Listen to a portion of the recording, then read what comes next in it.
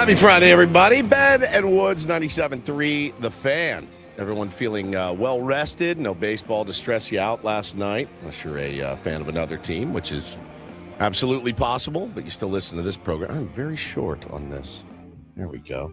Good morning. Welcome in. It is so nice that it's Friday. Got a long weekend ahead of us.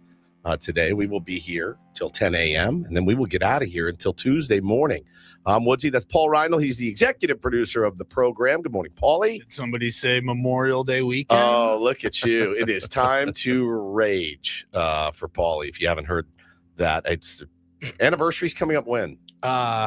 Next Saturday. Next Saturday. Okay. It's a little off this year with Memorial Day, but typically, yeah, we got married on the 30th. Yep. May 30th. And so we knew, hey, it's a good time to have a wedding. Yes. We'll always have a nice 3-day weekend around our anniversary, either Great before idea. or after or on it.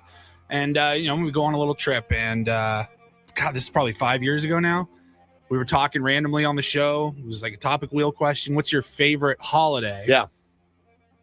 Christmas, Thanksgiving, maybe 4th of July. And I said, Memorial Day. Which is an odd one. Yeah. It's an odd one. The day of remembrance for all the fallen soldiers that have given their life to protect your freedoms to, go out and do the things that you want to do. Thinking about all those flights, all those hotels. Yeah, just partying, vacation, Vegas sex. buffets, Oh. vacation sex. Yeah, Oh, 100%. Memorial Day, baby. Hotel Megan. Yeah, forget it, dude. It was, again, it was one of those, like, as the words were coming out, I'm thinking, You're like, nope, I just did it. that's not what I meant. That's not what I meant. That's not what I I meant. did this to myself.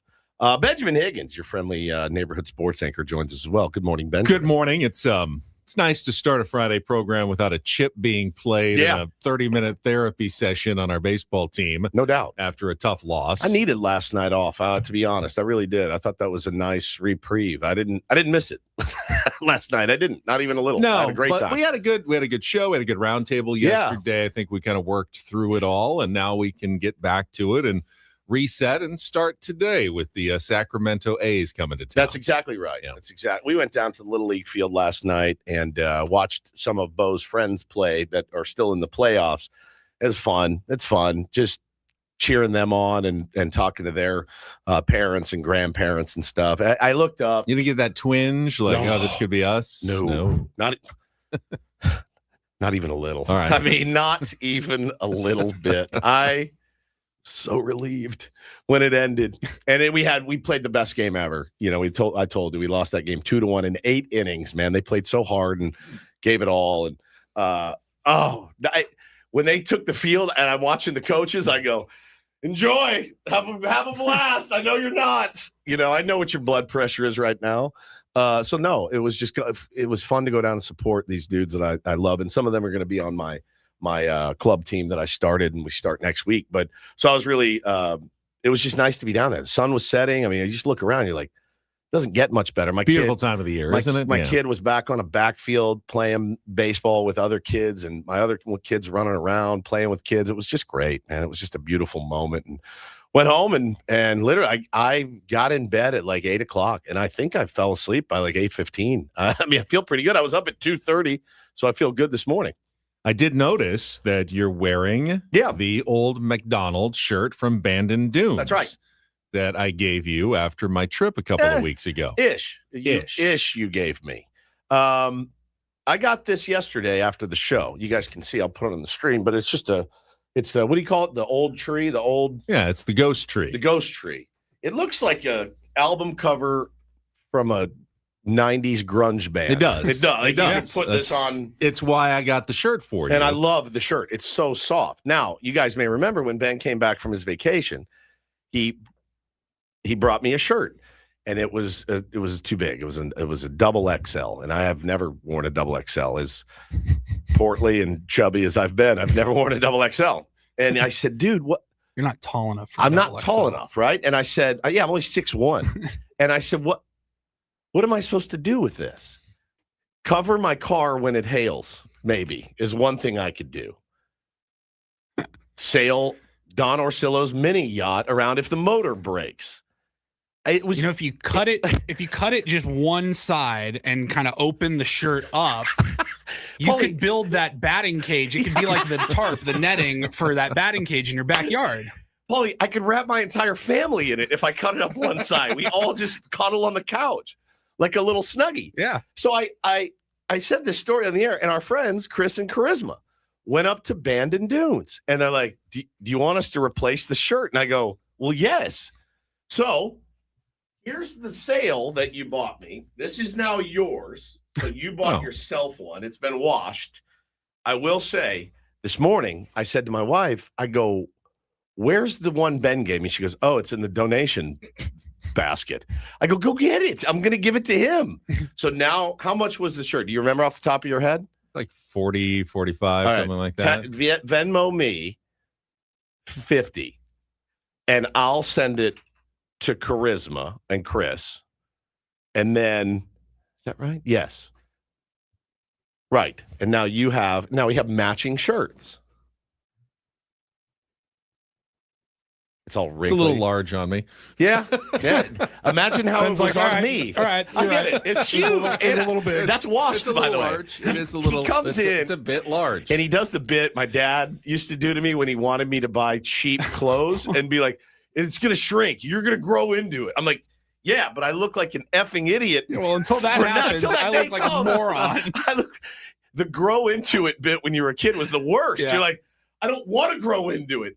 Like, this is not what I want. So now we have matching shirts. So you Venmo me 50, and I'll send it to Chris and Charisma. Not only did they bring me he brought me some Zins too. Oh, wow. I think it'd be a nice gesture if you paid for a few of those cans. Just Wow. after all the pain and suffering. Yeah. But I had to go through waiting 2 weeks to wear it. I love this shirt. I absolutely adore it. It's so comfortable, and it's so soft and such high quality, and it looks good. It looks cool. Like, oh, man, you're a Screaming Trees fan? No, it's from Bandon Dunes. I've never actually been there. I was thinking yeah, I've never been there. Oh, do you like Days of the New? I'm pretty sure if you look up Days of the New, their biggest album that's their second album, right? I swear to God. Yeah, exactly. So, all right. So, oh my God. Is it right? It's pretty close, right? Holy crap. Days of the New? Yeah, hang on. I'm going to put it up in the... It's pretty close. All right, so Venmo me. It's also, kind of Padre adjacent, kind of a dark brown. Like a brown. You can wear it to a Padres game, and you feel like you're going to fit in with the rest of the crowd. If a robust, healthy offense is a big, beautiful oak tree, this is a great representation of the San Diego Padres offense as it stands right now. This skinny, dilapidated, it's dead is what dead, it is. That tree is dead. Threadbare. When you actually go, so that tree is on the third hole of the old McDonald course. They actually have had to put up some wires to make sure it doesn't fall down because it's such a signature, but it's dead. And it's going to fall in those winds if they don't keep it up. So there's nothing left. Now, hopefully the offense for the Padres isn't completely dead and it's just dormant and will once again be blooming and turn green at some point. Yeah. But yeah, right now it's looking a little threadbare. Now I'd say I don't know that our offense is to the point of needing wires to hold it up, but we're closer than we've ever been to needing wires to hold this thing in place right now. And I do propping up. I do feel like we're on the razor's edge here. So again, Venmo me. Since we're giving, so you don't forget right now. So you don't. Right now, yeah, right now. Yeah, so I can because I got to send it, be middleman, and send it back. Just these hoops jumping through just to get a gift. Well, for doing shout outs, I have to shout out another member of the Tier 1 audience. Today, I am wearing the new City Connect hoodie. Mm-hmm. Thanks again to Fanatics, by the way, for the hoodie. I love it. It's so comfortable. Get yours today at fanatics.com. Thank you. But the hat that I'm wearing today is brand new. And it's sharp. It was given to me by a Tier 1 who doesn't want to shout out, but they know who they are. Okay. And they were actually in Mexico City. And they got this hat at the Mexico City series. Yep. And I have not seen it before, but it says like Los Padres on it. It's got the different like blue, mint and gold SD logo. I absolutely love it. So thank you. Stolen Valor, number one. And I have the same because I didn't go to Bandon Dunes. And my friends that went to Mexico City, which we were supposed to go, they brought me back a sweatshirt that I love. But I'm like, it says Mexico City series. So, what's funny about that is with golf, Charisma texted me actually and asked, hey, I'm going to be at Bandon Dunes. Is there anything that you want? Like, did your shirt fit? I was like, my shirt fit fine. I'm good. And I told her, I was like, actually, there's really not anything else that I really wanted there, because with golf in particular, or really any other sporting event, I guess, I kind of want to, like, if I'm going to grab something collectible or memorable that I want, I kind of want to get it because I was there. Like, of course, like I've collected logo golf balls of fancy courses that we've gotten to play at in the past. I wouldn't want Ben to go up to Bandon Dunes and buy me a logo golf ball to put with my collection because I didn't go. So I kind of was like, no, I think I appreciate it. Yeah, that's a big thing in golf. If you've got the logo like on your bag or on a head cover or something, you're implying that you went there, played that course. Right. You've been there and played that course. Like you can't really walk around with like an Augusta hat or a shirt if you People haven't do it all been, the time. People do it all. You shouldn't. Well, Augusta, different. I mean, you kind of don't assume most people never get to play it, but some people go and visit the Masters, or it's a major tournament at least. If you just had a hat that said TPC Sawgrass, and you go, did you go down to Sawgrass Island Green? How was it? He goes, no, I've never been there. Just big fan of the course. Yeah, sure didn't. B says, so wait. Ben now has to pay a total of $90 now. Correct. But I get at least a shirt. You got a shirt out of it. I did. Okay. So we're good. We're good now, I guess. Right. Okay. Well, I mean, if you say we're good. I'm good. By Ben Venmoing, he will have paid for both shirts. I have paid for both these shirts. Yeah, one for me, one for him. So about $90. Right. About $90. Okay. But I get a shirt out of it. Yeah, you got a shirt out of it. Okay. Yeah. That I didn't have before. She says, I guess. LOL. Our math doesn't always. Now, would I have bought this shirt for myself? No, because, I don't treat myself to things that often. Which you should. Somebody said yesterday in the chat, and I meant to bring it up. Find someone who loves you as much as Ben Higgins loves a Van Heusen. Is that how you say it? A Van Heusen shirt? Because you were rocking one yesterday. Is that the Costco? I must be. Costco special? And I said, yeah, he does. He loves him some Van Heusen. I don't even know what the brands are, essentially. I really look. I just grabbed the shirt. I wish I had your simplicity or frugality or whatever. I don't. I wish I did, but I don't. Well, no, thank you again for the shirt. It's spectacular. I love it. But now that's from me, not from Chris and Charisma. Oh, no, I was saying thank you to Chris and Charisma. Thanks again for the shirt, because they were just middlemen now. It's lovely. I paid for the shirts. Thank you guys for all your effort, getting it right. It's just incredible. Also, you threw in the Zins, which I really appreciate. So thank you. Shout out to my pal Devin, who mailed me a bunch of Zin yesterday. Shout out to Devin. From Washington. This is great. Just people sending me contraband in the mail. It's fantastic. So I can't. Murray says, don't accept his gift and make him pay more. Listen, he did this to himself. I didn't do this to him. This is a you thing, right? I mean, it's not uncommon. Are you supposed to accept a gift if it's like the wrong size? It's not uncommon for people to give wrong-sized gifts occasionally. It is when they say, get me an XL.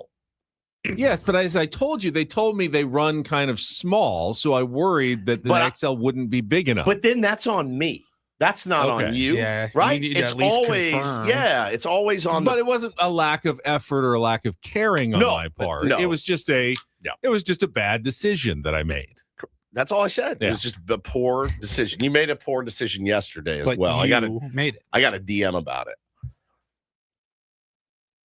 Are you sad about why you feel like you're taking this very personally? And I wouldn't. It happens to all of us. But got a DM yesterday from a guy named Zach, and he said, I'm becoming increasingly concerned about the big man's media literacy. Oh, boy. First, the airport story, which you're convinced still is true. I still think that's real. Says now he's falling for @not John Roth. Yeah, I got gotten yesterday. He said he knows the Nigerian prince asking for a $500 Visa gift card is a scam, right? He still trusts that blue check. And I go, what did he do? Not John Roth. Not John Roth. Right. I did not look at the username yesterday. It was a tweet. There was a lot of talk yesterday about future opponents for San Diego State basketball. And there was one which I thought was San Diego State basketball, which I thought was from John Rothstein about a future appearance in the Maui Invitational, which they usually do. It was the field. Oh, San Diego State's going to play in the Maui Invitational. I retweeted. I saw it actually was in my feed another local member of the media had tweeted it out, and I saw, oh, okay. So they had fallen for it. It was too. like, oh, I didn't see this. Great. I'm glad I saw this. I'm going to send it out because that's big news. More games for San Diego State. Dutch trying to fill out his schedule in the new Pac-12. They got more non-conference games. Retweeted. Oh, look, here's some more games they're going to get to play. What? You didn't retweet it. Yeah, I quote tweeted it. No. You didn't quote tweet they at all. And you put your own, you retweeted him and you put your own spin on it. I commented on, well, you don't ever want to go like a third layer comment tweet. Because then you have to click into twice. Just hit quote tweet and then just respond. Yeah, but you don't quote tweet someone else's quote tweet. You go into the original tweet and then you quote tweet the original tweet. So you said Aztecs going to Players Era in Vegas and Maui. Good way for Dutch to add non-conference game with the smaller Pac-12 schedule. Right. And he just listed a bunch of teams that aren't playing in it, allegedly, right? Because the guy's he's a troll account. Right. He's not the real John Rothstein, who I do follow. Right. So it was just didn't go that extra level of confirmation on that one. It was such a weirdly like normal seeming tweet. There was nothing like that got my hackles up or the spidey sense did not tingle about, oh, this seems suspiciously fake. It just felt like a fairly normal tweet. Except for the guy's name, not John Roth. Right. That didn't look at the username. Well, Ben's really validating me for only exclusively getting my sports news from guys like Darnay, Jake Garriani. Well, the interesting part, Julian Delgadio, in the screenshot of Ben's tweet, apparently John Schaefer was doing a live stream, and it's Ben's face, and then it's John right above him. John would never get that information wrong about SDSU. So probably not, because he'd get it straight from SDSU as he is the face of SDSU. That's exactly right. But I deleted it as soon as someone pointed it out. Probably about 8 minutes. It was up for 8 minutes? Yeah. And then I deleted How did you feel? I felt bad. Yeah. I mean, there's nothing you can do. Yeah. I felt bad. Why did you feel bad? Because I got. And I try very hard to be better than that. Like I see them all the time and I don't retweet them. You're more careful. I don't get caught very often, but I think it happens to everybody. I think when you do get caught, you just have to embrace it. Like I did, and a couple of people tweeted me, and I said, "Yeah, I got got. I got got." I mean, I don't think you should leave it up, and I think and continue to misinform other people just because you got. I deleted it. I thought that was the right thing to do, but then at that point, I'm not going to go on a long tangent of why I got. I just deleted it. Now all right. Well, Purple says, I can't believe you deliberately lied to me and your followers like this. Yeah. And I know it's hard, but it's just another accountability. Another great lesson for us that we have to really be careful about what we consume and who's sending it out. Because it almost happens to me several times a day. I'm as gullible as the next guy. But see, I don't care. I'm not proud of my media literacy. I don't need to. I will say the first thing I always think when I look at social media, does this make sense? Correct. And if anything seems off, then I usually start the process of okay, where did this come from? Mm-hmm. Who is it going to? I get it. I never got to that point because it just felt like, this makes sense. Which are the best trolls, by the way. Those are the ones that get you. Are most likely to get you. I felt like I was getting trolled yesterday when I saw that that AJ Preller is connected potentially to Josh Hader. Again, I go, somebody's got to be trolling at this point. Now he's got full no trade, the whole bit. Would he even want to come back here? He didn't have great things to say when he left. It didn't end well. Fans were mad at him. I mean, but then you're like, what are you, an idiot? You don't want Josh Hader back here? How about Josh Hader as a setup man for Mason Miller or vice versa? Is he still throwing well? Yes. Okay. Yeah, yes. He's a beast. Yes. I'm like, I know. Interesting. I know. I was like, it didn't go particularly well. I know. Because he wasn't locked up. Well, it was the stuff that he said too. And yep, exactly. You guys want me to do everything around here. Like, what? Like, you can't say that. As we were like the closest this team has ever been to like maybe going all the way. Yes. And he's just like, no, I'm not 4 going. Out save. Oh. No. So, yeah, I mean, look. But But you're like, it's Josh Hader. All It's that aside, it's Josh Josh Hader, dude. Yeah, he got his money now. He's got a ton of money coming. Can you You'd have even- to eat most of that. I mean, look, But I did think I was getting trolled yesterday when I saw it. Yeah, not Dennis Lynn. I don't think it's going to happen, but I mean, how does any team lose with Adam, Morihone, Hader, and then Mason Miller? Because they don't get any leads to protect. Fair enough. Would be how they'd lose. Get Chapman too, and just make. Can you to your starters? You're like, can you dudes go 3 innings? Can you give us one trip through the lineup? Can you give me 1 inning, and I will turn it over to the bullpen every game? It's the old plane crash. What if they made the whole plane out of the black box? What if they just made the whole team out of the bullpen and never it was just one bullpen. one closer after another for 9 straight innings every game? We've tried everything else. We've tried everything else on this team to win a World Series, and it hasn't happened yet. So we can talk about that. So a couple of interesting articles dropped in The Athletic yesterday too about what teams are. I mean, we're getting closer and closer to deadline talk, and we are 3 months away from the deadline. But again, it's supposed to be much busier this year. I think, we'll figure out who's going to be sellers and buyers and who makes sense for the Padres. Closer to 2 months away. Closer to 2 months away. Yeah, 100%. August 3rd, I believe, is the trade deadline this year. Extended it out a few days. But so there's a couple of articles there that were interesting. You found an article interesting yesterday from, I think it was Jim Bowden about Manny Machado. No, that was Ken Rosenthal's. Bowden was about I think it was Bowden that did the what team should do at the deadline. I think it was Ken that wrote. Was it Ken that wrote the what do you do with some of these aging sluggers? And of course, Manny was. I think on it was also Jim. Oh, He was very prolific yesterday with his writing in The Athletic. Dropped 2 pieces on him, huh? Yeah. All right.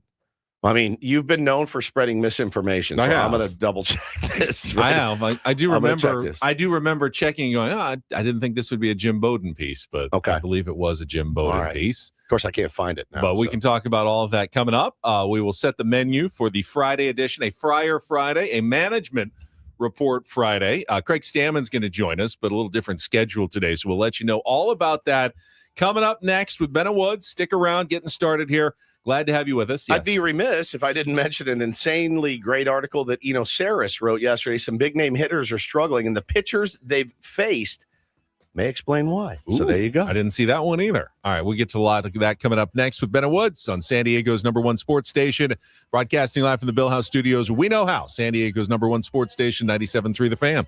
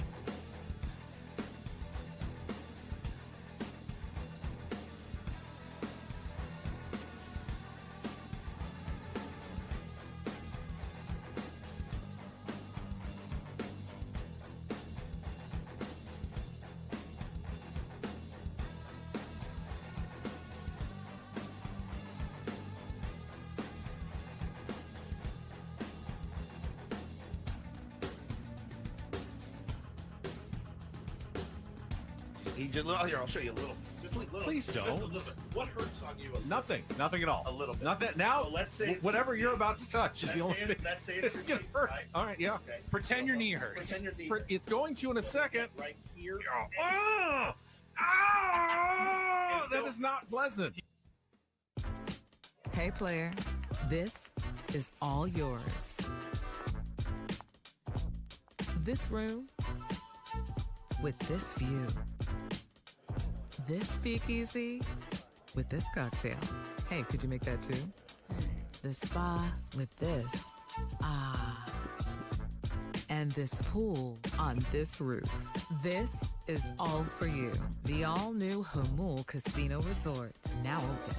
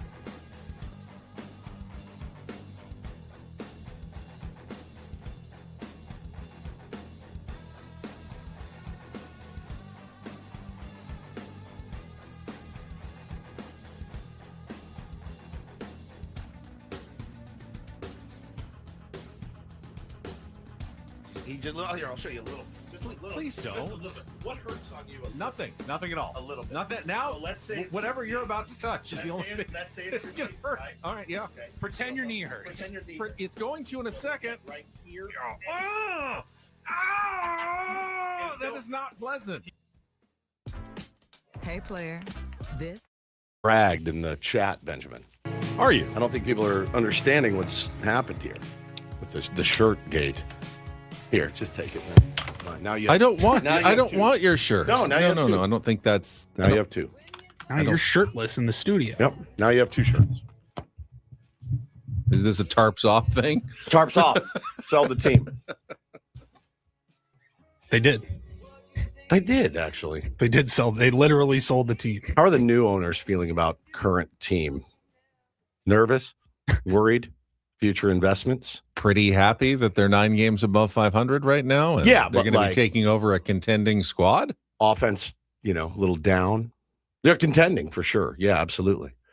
It's a lot. You spent a lot of money on it. Yeah, but I mean, I think the real worry would be if you're, mired in last place and there's no hope. Yeah. 9 games above 500, you lead the wild card race. That's the kind of team you want to take over. Yeah, fair. Now, I think it's a lot of pressure. You take over a team that 7 games above the Dodgers is like there's only place down is the only place you can go from there. So I think they're in the right spot to take over the new team. Now, what are people saying in the chat? I'm just getting dragged. I don't think they understand what happened here. I bought you a shirt. It was too big. I asked, and you said, I'm going to bring you guys back something from Bandon. And I said, I've got an idea. You picked out the exact shirt. I actually didn't. I gave him the said, size. Ben, and I was just like, I forgot. I actually meant to go look at the store and be like, hey, can you grab me one of these shirts? Yeah. Like you And did. you forgot. And I forgot. And Ben brought me a shirt. I didn't forget. Dealer's choice, and I'm happy with it. Right. But you specifically said this specific shirt in XL. this specific size. Yeah. And he got the shirt, he got the right color, but he got the wrong size. Right. That's not on you. And it's not as though you can just go back to Target down the street and exchange Correct. it. Yes. It's Because it's only available they have in a Southern remote California location. It's only available in a remote location in Oregon. Again, yes, the thought definitely counts, right? Like the thought counts. Thanks for doing that. But the execution counts somewhat as well. Thank you. That's what I was looking for. Okay. The execution counts. Well, I laid it out. Ben's an extra large, but I found a jacket, and they only have a medium You bring it on in. the rack Here. because everything else was sold out. I'm not buying it and being like, it's the thought that counts. I think what everyone needs to realize is someone's coming out on the short end of the stick. Woods could just give me the double X shirt, but then he doesn't Then end I up don't with have a any shirt. present. Right. But that would be an okay outcome. Or I can pay for his second shirt, which means now I've paid for 2 shirts. But you have a shirt. But now Woods did. And my intention was for Woods to have a shirt from Bandon News, that specific shirt. He now has it. I'm happy about that. I'm willing to pay a little bit extra to make it happen. Can't wait to see what I get for my There you birthday. We buy each other gifts on this I program. already know what I'm getting you for your And then birthday. we make fun of it. I already know what I'm getting you. All right. Yeah, I've made the decision. I'm All sure right. Woods is stoked. Set the menu for our Friday edition of Ben and Woods. Ooh, I actually Got a did. $10 super chat for Woods, giving us the morning version of Pacers. Oh, there you go. You're welcome. If that's what it takes for you guys to send money in the chat, I can do the show nude or in my box. I mean, if we're gonna make that much per segment, even Yeah. I'll take my shirt off. At that 100%. point. Why not? That's incredible. Thank you. Guys, also, this is Chris, you nailed it. This isn't on Woods or Ben. It's on Morrissey. This is all Morrissey's all fault. Morrissey's fault. He did all of this. Happy birthday by the way, to the great Stephen Morrissey. I believe today is his birthday. Still love you so much. I had no idea he had a first name, and it was Yeah. your first I name didn't as know that well. either. Yeah, go figure. But Yeah, he really, it's his fault. He did this. He did Morrissey screwed Ben. But again, hard. thank you for 6 months of content, by the way. It's just incredible content. So thank you for the shirt, Chris and Charisma. You guys really came through. And you, Ben. Sort of. I feel like I'm not getting quite enough credit for now buying 2 shirts. Also, guys, we're not. A lot of this is a little tongue in cheek. I didn't know that we had to explain that after 8 years together, but apparently we do. A little bit. We are not beefing. So yesterday after the show, I went down to SDFC. Yes, sir. Last training session before their final game, before the World Cup break. Saw our buddy Darren Smith there. Chatted with him a little bit. He's going to join us coming up at 7:35 this morning. Get you ready for the big game. Western Conference Finals rematch against the Vancouver Whitecaps on Saturday. It's and a then tough one, dude. very tough one. They're playing really well. They're like terrifying. Yeah, Like with scary. Thomas Mueller, they have been outstanding this year. And Mikey kind of agreed. We had him on yesterday, and then I saw him again. Kind of the midterm exam for SDFC. It's not a make or break game. They got plenty of games left on the second half of the season when they come back. But this is, kind of that last test. It'll feel like a playoff game because you're playing and then you're not playing for a couple of months. Midterm's a good. So good this is like an important midterm exam, like a tough test. The professor you don't want has given you the tough test at the midterm. Right before Thanksgiving break. Right, exactly. There's nothing worse. Finals, you're like, at least it's final. I'm done after this. Yeah. I'll do it, and This week's gonna suck. Midterms, and then I'm done. Yeah, this is gonna be horrible. But I never have to see this guy or gal again. I am done with this.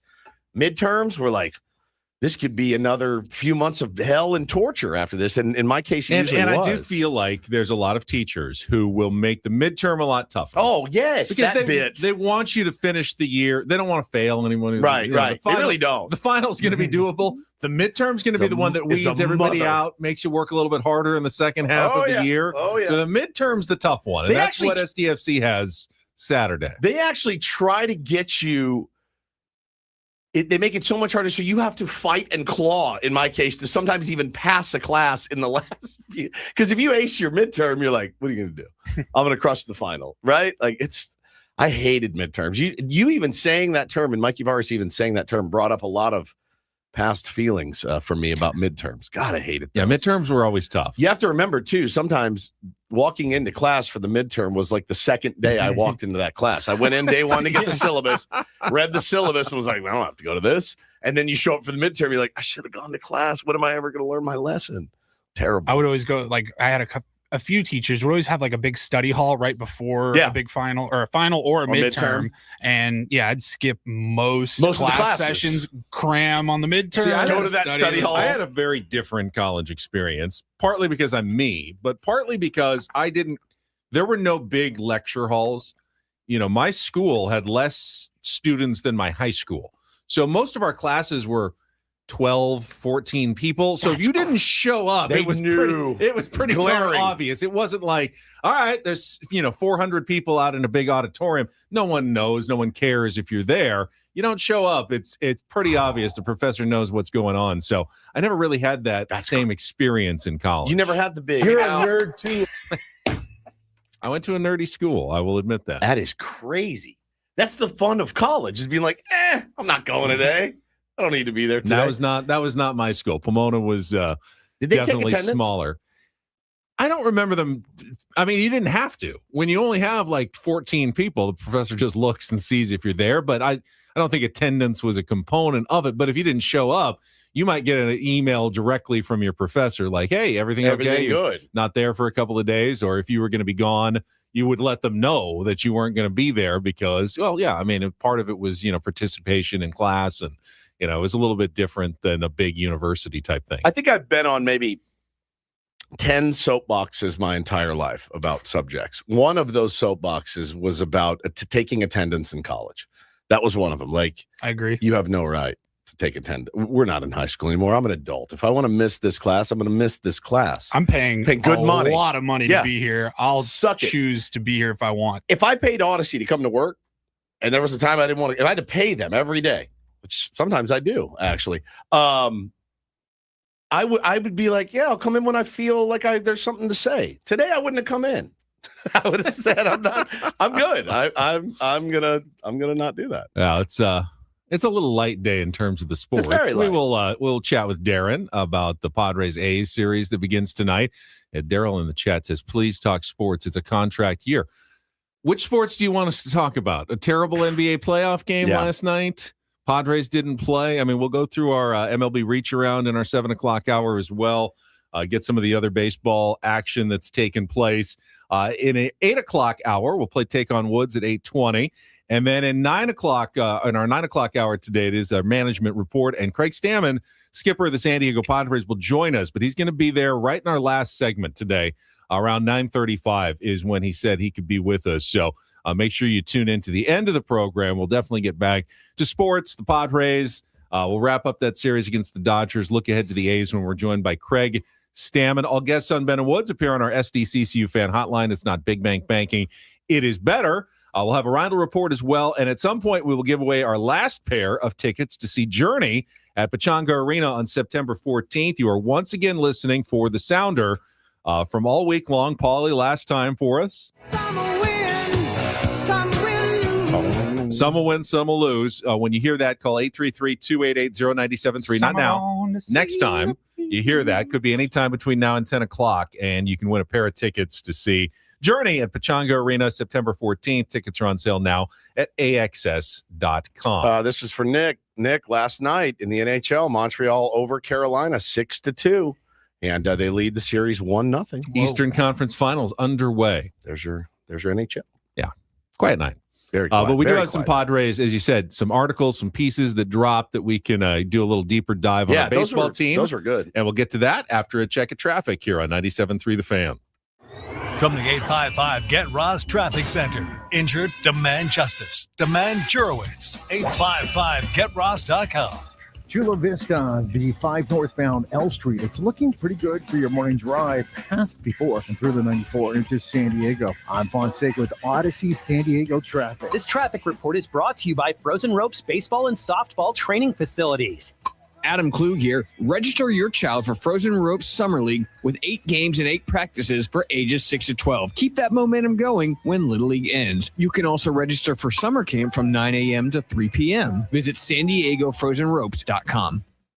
All right, so I just saw this piece you mentioned about Eno Saris, about the teams and the players who have faced the highest stuff so far this year, and it's not our imagination. I know sometimes you look at, every team faces good pitching. It's the big leagues. Padres have seemingly faced a lot of really good pitchers through the first 2 months, for month and a half of the season, and that is not wrong. In fact, 2 Padres have been among the players in baseball who have faced the nastiest stuff all season. Manny Machado is third on this list. Only Elliot Ramos and Byron Buxton have faced tougher pitching this year than Manny Machado has. he goes very deep. Xander Bogaerts is also on this list for facing extremely tough pitching. And he says this is absolutely part of the story, potentially is what he says. Part of the explanation for Manny's slow start this year. So if I was going to counter Eno Saris, which would be a fool's errand because he is infinitely smarter than me, I would say, okay, no problem. Yeah, I totally get that.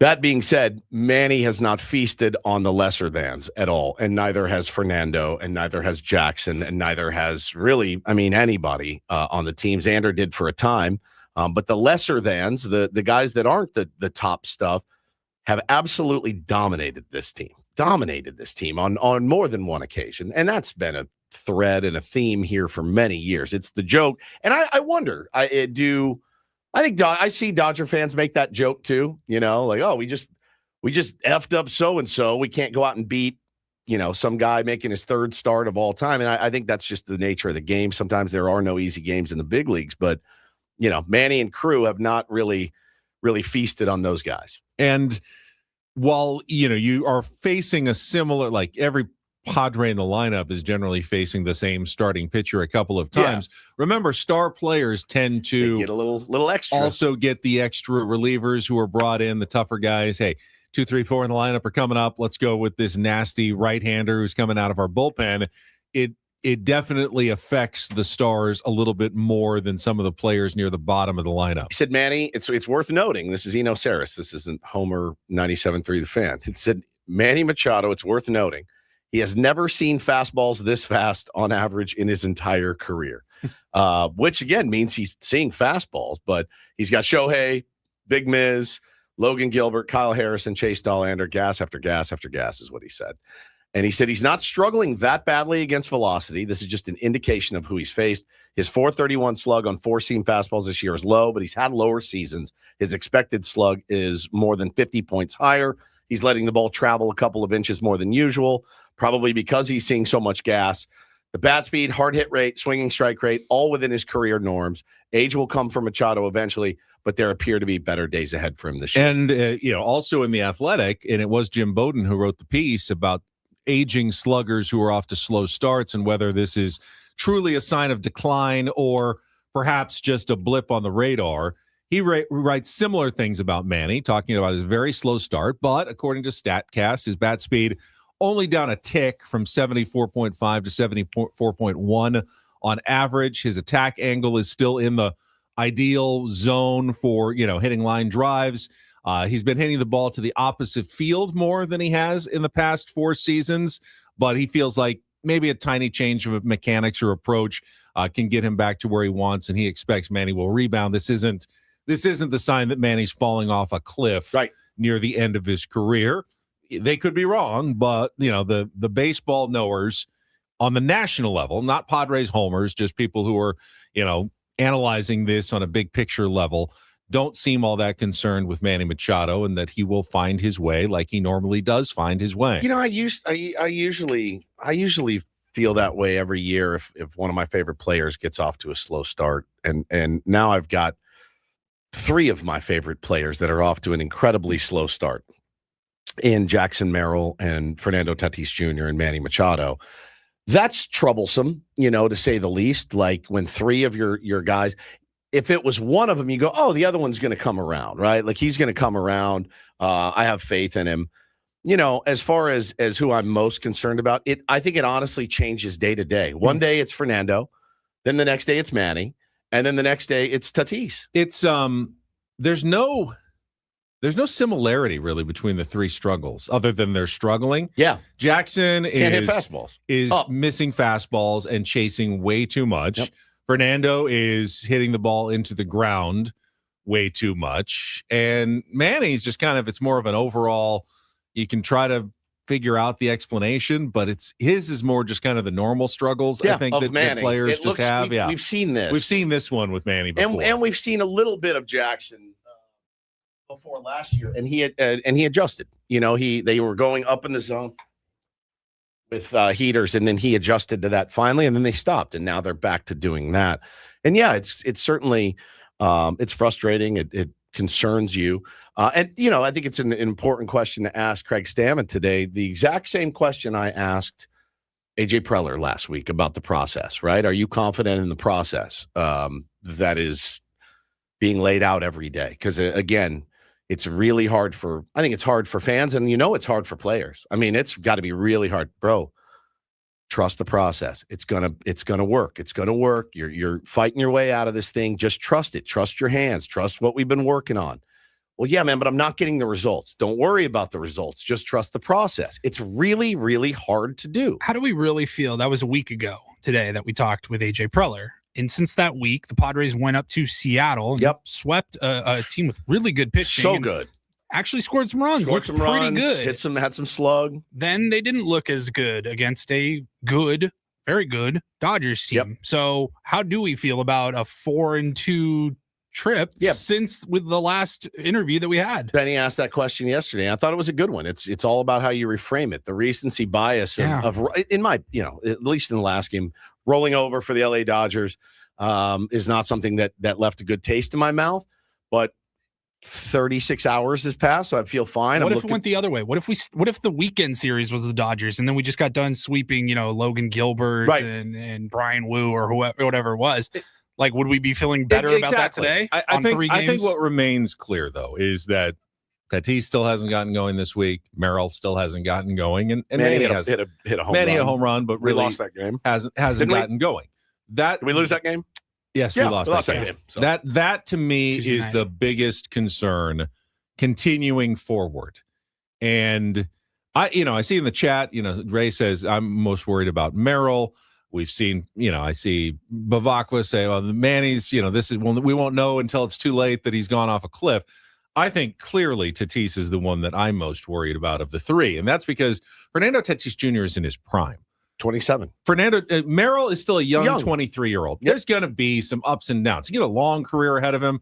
Not going to be just, a meteoric rise upward all the way. There's ups and downs with every career, having a slow start to the season. But Jackson is the kind of ball player that I think going to figure it out because we've seen him do it a couple of times already young in his career. Manny, again, I think he's getting older, but we just went through a couple of the numbers that doesn't seem like his bat speed is way down. He hasn't fallen off the cliff. He's just off to a slow start, off to a Manny struggling start. He usually gets hot in June, later in the year. So it's Tatis who is the biggest worry for me. Not that he's forgotten how to play. He's just so off mentally. in a time where he should be at his best. Like we thought he was going to shoot out of a cannon this year, straight out of the WBC, straight out of a good spring training. I was expecting huge things from Fernando Tatis Jr. this year. It's not only not huge, it's so far below what we thought was the floor of, a bad season for Fernando, 260, 24 home runs, 92 RBI. That's as bad as it's going to get for Fernando Tatis Jr. And he's nowhere even close to that. He's had 5 extra base hits all year. 6, That's I think. 6 now. That seems impossible. It does. And the fact that it is so crazy is why clearly to me he's the one I'm most worried about. I think I'm most worried about his mental health than anything and what he's going through. This has got to be eating him alive. It just has to. And I'd love for him to get one this weekend. We've said that every week. If you get into June with no homers, I mean, you're talking a dire situation. How long into the season before we first even noticed that he didn't have any home runs? Probably 10 games, I 12 said in the games. roundtable yesterday, on April 21st, we noticed it a month ago. May 21st, now we would have said it's insane that no, there's no possible way Right. Tatis would still be homerless in a month. It's already crazy he's homerless this far. He'd never gone more than 17 at-bats into a season without a home run. Yeah. It's over 200 now. Yeah. It's nuts. All right, we will come back. We'll do our MLB reach around, take a look at the rest of baseball. People asking for a health update on Jackson Merrill. All that coming up next on The Fan.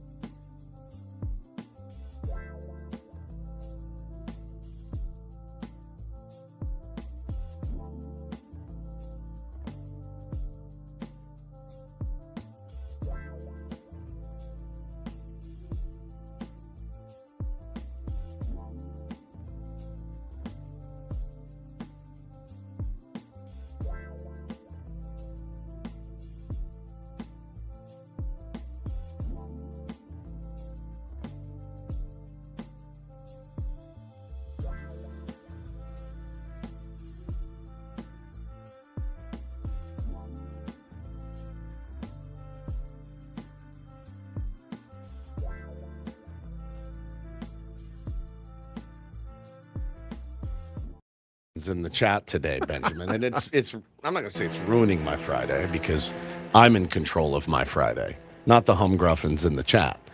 But Fridays on Ben and Woods used to be loose and fun, and it just feels so serious right now.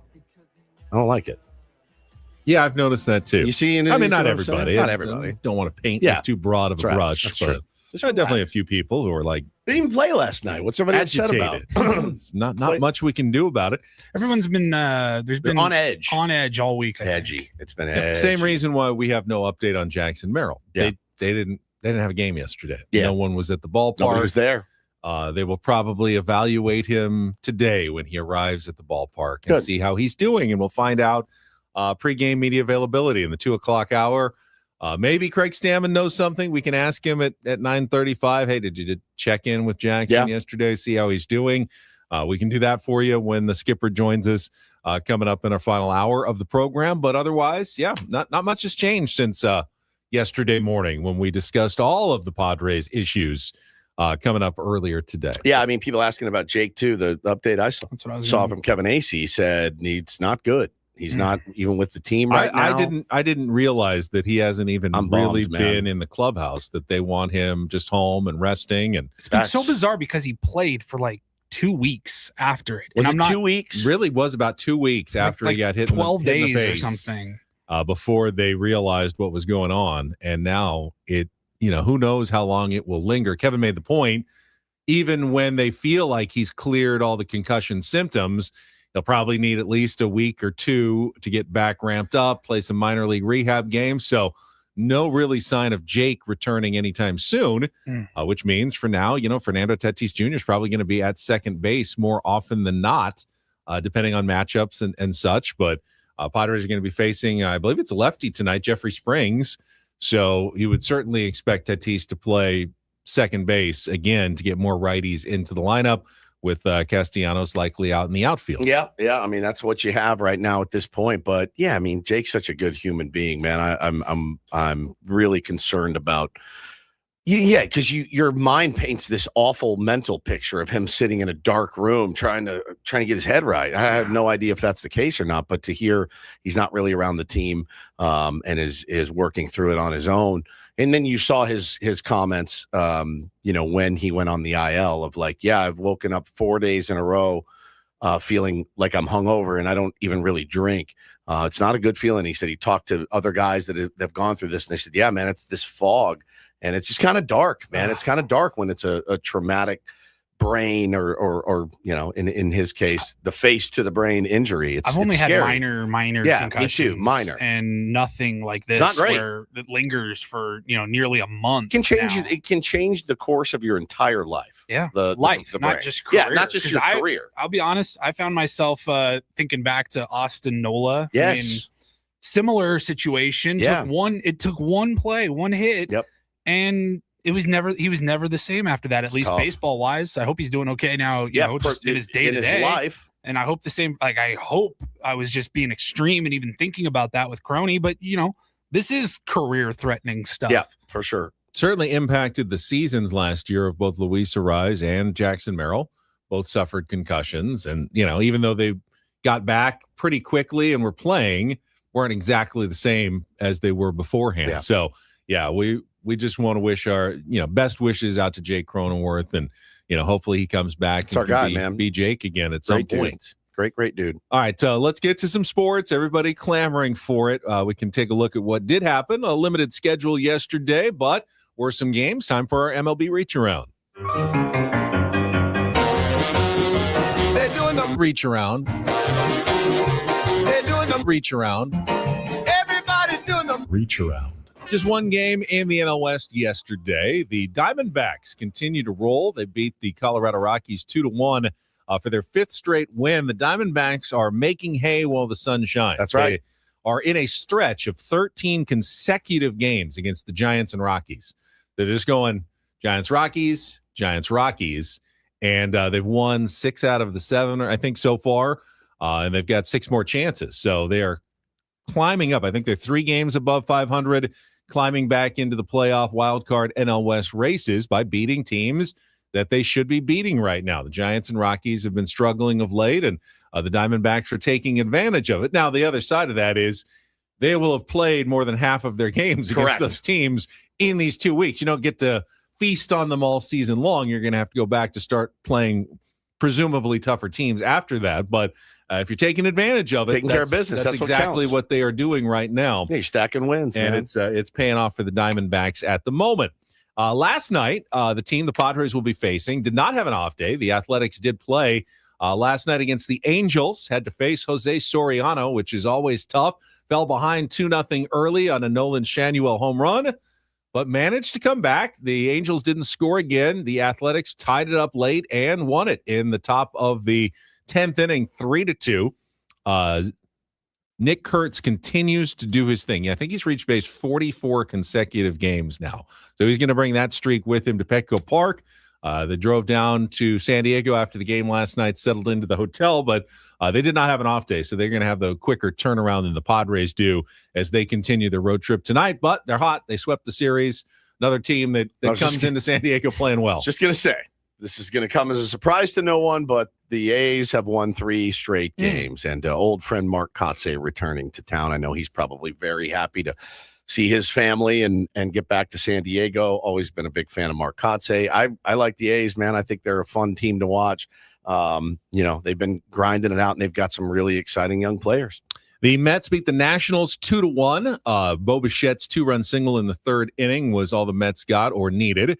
The Pirates used 7 innings of 1-run ball from Braxton Ashcraft, striking out 9 to win the series 6-2 over the St. Louis Cardinals yesterday.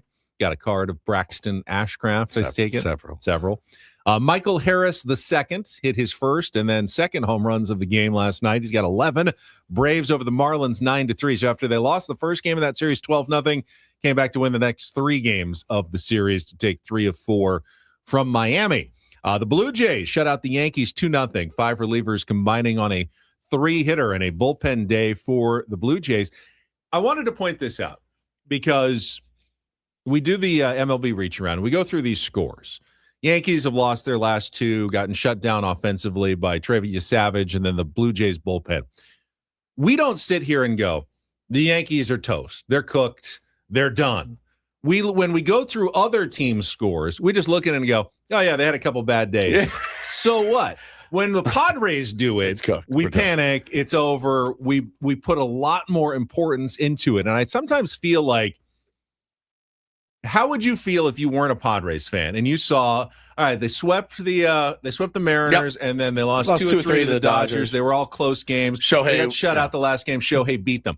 Would you, as another fan in another city, be going, Padres are cooked. They've got no chance. They're done this season. You would not. No, but you wouldn't even give it a second thought. You'd just go move on. That seems like a really normal week for a baseball team. But not a bad week at all. But if you went and did a deeper dive, it's the question nationally about the Padres, and it's gotten a lot of play, is how have they won? And how long can this possibly go on? And how long can this go on? It is. But at first usually glance, centered around the Tatis home run question. Yeah, at first glance, it's just 29 and what are they? 29-11 or something like you 29-20. 20. What is it? The Padres? What are they? I'm sorry, not 29-11. 29-20. 9 games. 9 games over 500, and you're going, how did they win 29 games with dead last in hits, OBP, slug? Like it doesn't make any sense other than the fact they've had some pretty amazing comebacks late, which is great, and bullpen has held teams down and suppressed runs. And at the end of the day, man, that's what you want, the W. You want to get as many of those W's as you can. The win-loss column doesn't say when you scored. That's right. It doesn't care what your offense is doing. It's just as long as you keep adding W's. But, hey, I agree. It's probably not sustainable, but I don't know that the national perspective changes that. We're in a silo. You know that. And while I agree with that, throughout 2023, I kept telling you that this mediocrity is not sustainable. The Padres – the run differential and how they're playing is going to show itself. And by the end of the year, they will be 15, 20 games above 500, and they will be in the playoffs. And it never did. Yeah. It almost broke you. So it is also reasonable to say that the other side of the coin can happen. The point of the game is not to put together OPS stats or be, in the top 10 in runs scored. It's to win baseball games.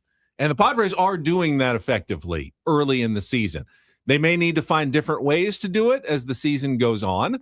Don't know if they can keep doing it with the lack of offense, but they've been very effective at the most important thing in baseball, winning baseball games so far. It's like a team that wins 2 out of 3 every single series, but they win 2-1, 1-0, and then they lose 10-1. Yeah. But that team still wins 110 games. It's crazy. It's crazy. It's been miraculous at times. It's been a mirage at times. But again, I don't know, man. It's hard. It's hard for me to look at it and say, they're a terrible team. They're a terrible offense.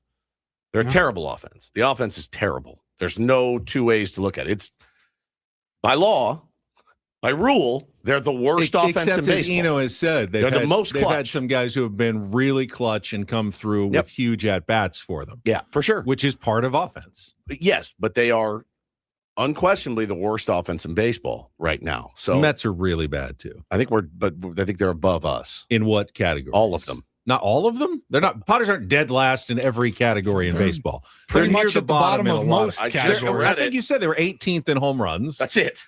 Everything else is They're last. not dead last in everything. OBP, hits, batting average, slug. I think they're dead last. Dead if last I'm not mistaken. in all 4. Correct. Yeah. One other game yesterday, the Guardians completed their road mop of the Tigers, winning all 4, 3-1. Joey Cantillo, 5 2/3 shutout innings for Cleveland. Old friend alert. Padres prospect. I believe he went through some arm issues before making it to the big leagues. That seems to be a common thread with former Padres pitching prospects because yesterday, Robbie Snelling going to have Tommy John surgery after making, I think, just one start for the Miami Marlins this season, reported some soreness, and they shut him down, and they announced yesterday that the former Padres prospect will indeed go under the knife, have his Tommy John surgery, will be out for the next, 12 to 16 months. So probably into late next season before Robbie Snelling's going to return for Miami. So some bad news there. Between hits, average, OBP, slug, and OPS, Padres are last, second to last, and then except for, is it OBP, they're 27th. All right, so they're definitely near the bottom with a couple of other teams who are also near the very bottom. No, 27th in slug, and then last or second to last in just about everything else. I mean, they're really bad. There are some other bad offenses as well in baseball. You're being pedantic and polishing right now. They're 28th. They're not last. I was just pushing back, and they are clearly the worst offense in baseball. I don't think who's clearly worse? Who's worse? Who's worse in all the Mets in those categories? Mets in hits, they are 22nd. In average, the Mets are 25th. We're last. OBP, they're 28th. We're 29th. Slug, Padres are 27th. The Mets are 30th. And OPS, 29th. The Padres, 30th for the Mets. Separated by, I'd say the Padres and the Mets are the 2 worst offenses in baseball. If that makes you feel better, a little bit. You feel good. I feel better. That does feel like pushing back, literally Guys, just to push back. That's literally pushing back to push back. They're not the worst. It's not like they're 12th or something. And he's like, hey, that's not fair to say. What's the Mets record? See, I'll take the Padres record, 22 and 28. Yeah, man. I mean, obviously it could be worse. It's been amazing that they've been able to hang on and win 7 more games with a similar. If that makes you feel better, similar offense. Yes, similar. Words mean something, and when you say by far the worst offense, that's not accurate. They are clearly one of the very worst offenses, but not by far the worst offense in baseball. Okay, right? Words are important. Ben, you're right. I'm wrong. That's all I needed. There it is. That's all I needed. Holy cow! You take another victory lap. It's like being married at home and at work. All right, let's take as a time dad. out. I mean, this is the same. Let's take a time out. When we come back, it'll be time for don't and do this, and we have a literal do this for do this. We don't know, but we're tomorrow. It fits our narrative. But it does fit it quite well. In our next segment, coming up with Bennett Woods on San Diego's #1 sports station, 97.3 The Fan. You know what else is important besides words? Planning for your retirement. And Trajan Wealth can help you do that. They've helped me plan for my retirement. I did not realize couple of things. For instance, I had some old 401ks. They took a look at those and said, you could be doing better with some of your investments and fees. It may be the case for you, may not, but why not have someone take a look at it? Retirement can be very confusing, can be very stressful, especially here in Southern California with issues like inflation and healthcare costs. They will take a look at everything and make sure that you're on track to retire the way you want to right here in San Diego. They've got local offices at Liberty Station, Carlsbad, and Del Mar. Going to get you set up for your future with confidence that you are on the right track to the retirement that you're looking for. To set up a consultation, just go to their website, trajanwealth.com. That's TRAJAN wealth.com, or give them a call. The number, easy to remember, 855-TRAJAN1, 855-TRAJAN1. It's a to-do list item. And once you've got it done, your finances, you're going to feel much better about things like I did. So again, go to TrajanWealth.com, TRAJAN Wealth.com. Advisory services through Trajan Wealth LLC, SEC registered investment advisor. Additional services through Trajan Estate and Trajan Tax. Actual client paid advertisement. Additional disclosures at TrajanWealth.com.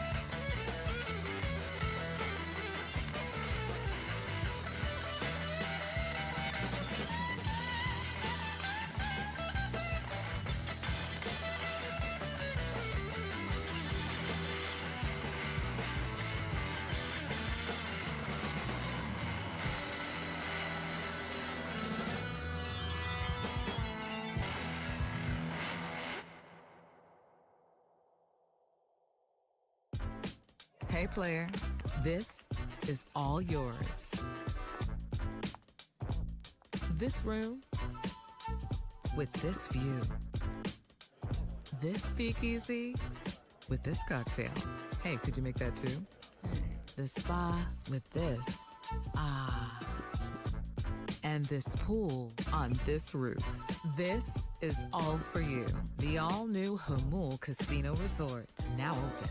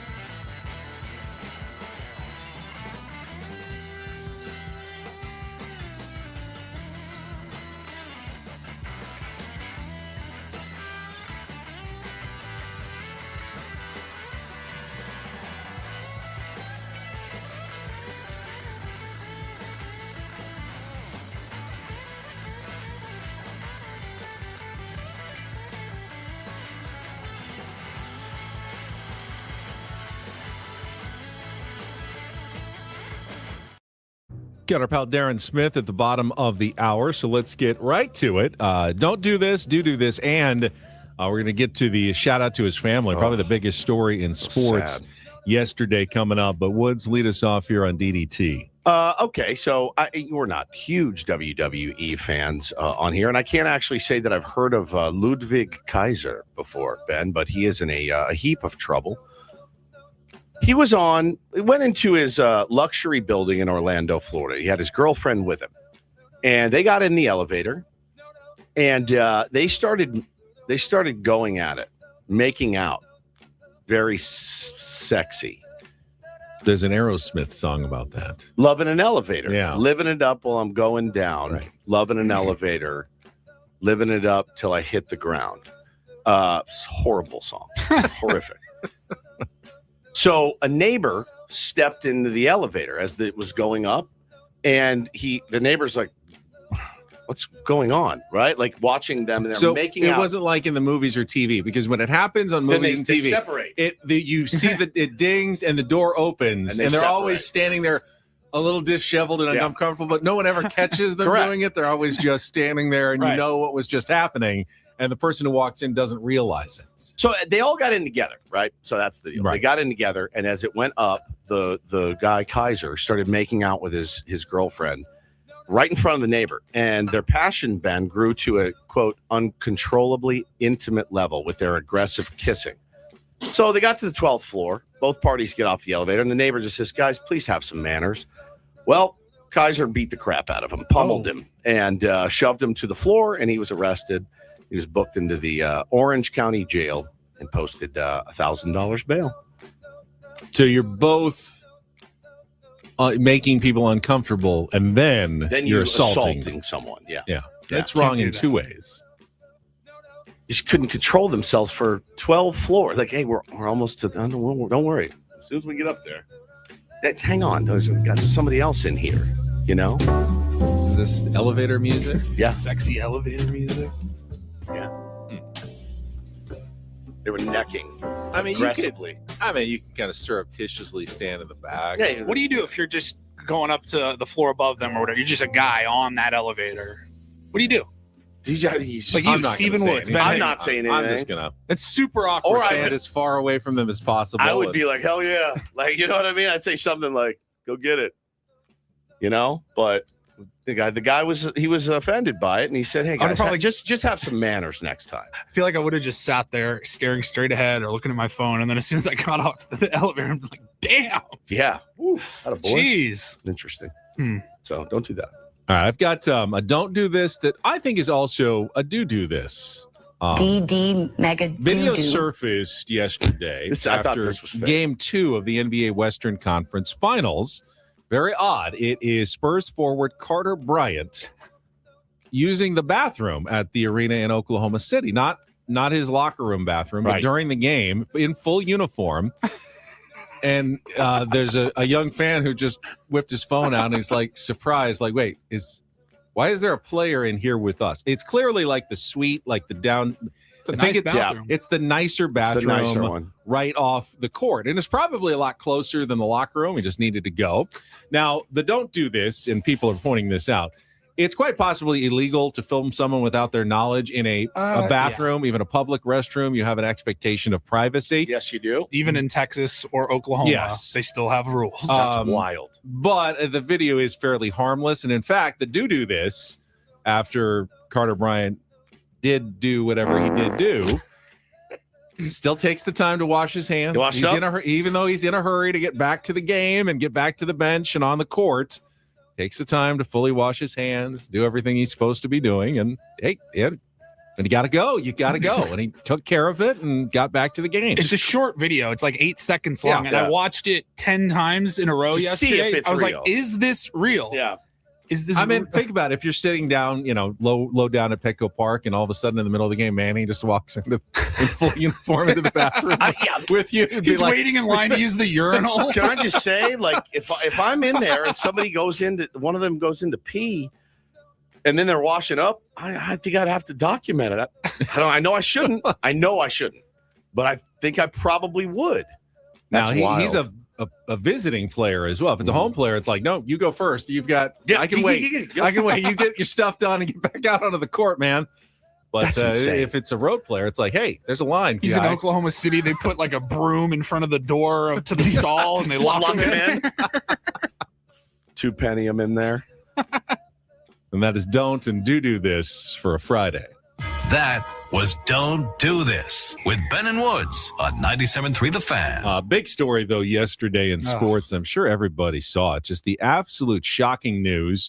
And we've got the NASCAR race coming here to San Diego next month over Father's Day weekend. They were getting ready for the big Coca-Cola 600 in Charlotte this weekend when all of a sudden timeline just flooded yesterday with the news that 41-year-old Kyle Busch, two-time Cup Series champion, many races won over the course of his career, had died unexpectedly at the age of 41. Wow. Just fell ill, went to the hospital, and just did not recover. And it was very quick, just over the span of a few days. He raced last week, and wasn't feeling great apparently, but then just got worse and worse. I see some reports that he was battling a sinus infection and simply never recovered and passed away with a young family.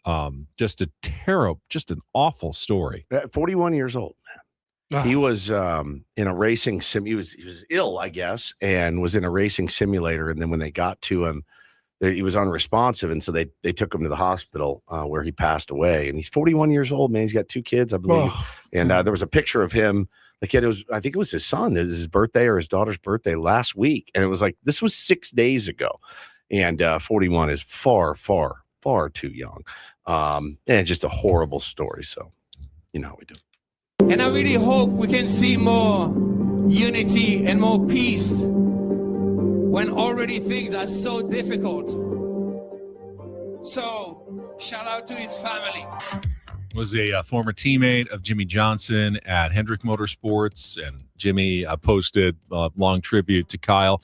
Kyle was like a child prodigy.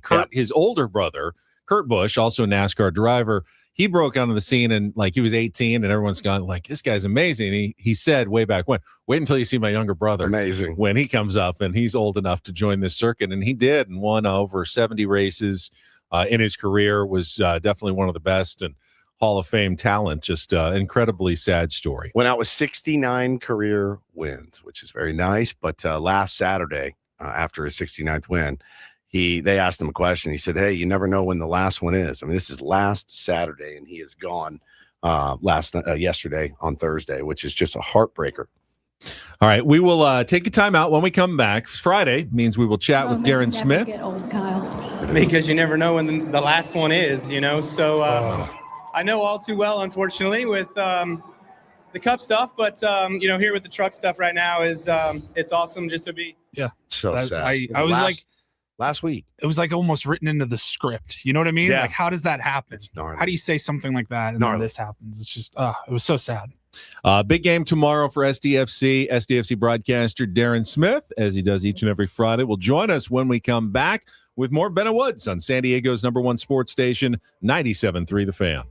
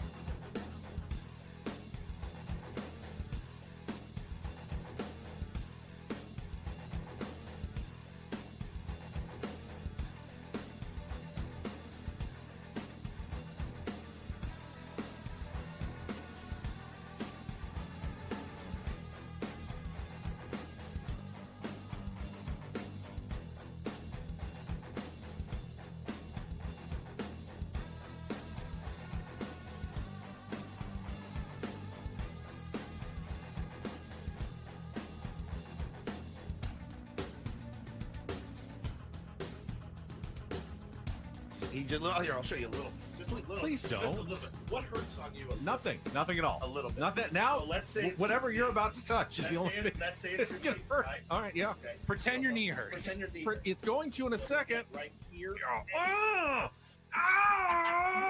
That is not pleasant. Hey, player, this is all yours.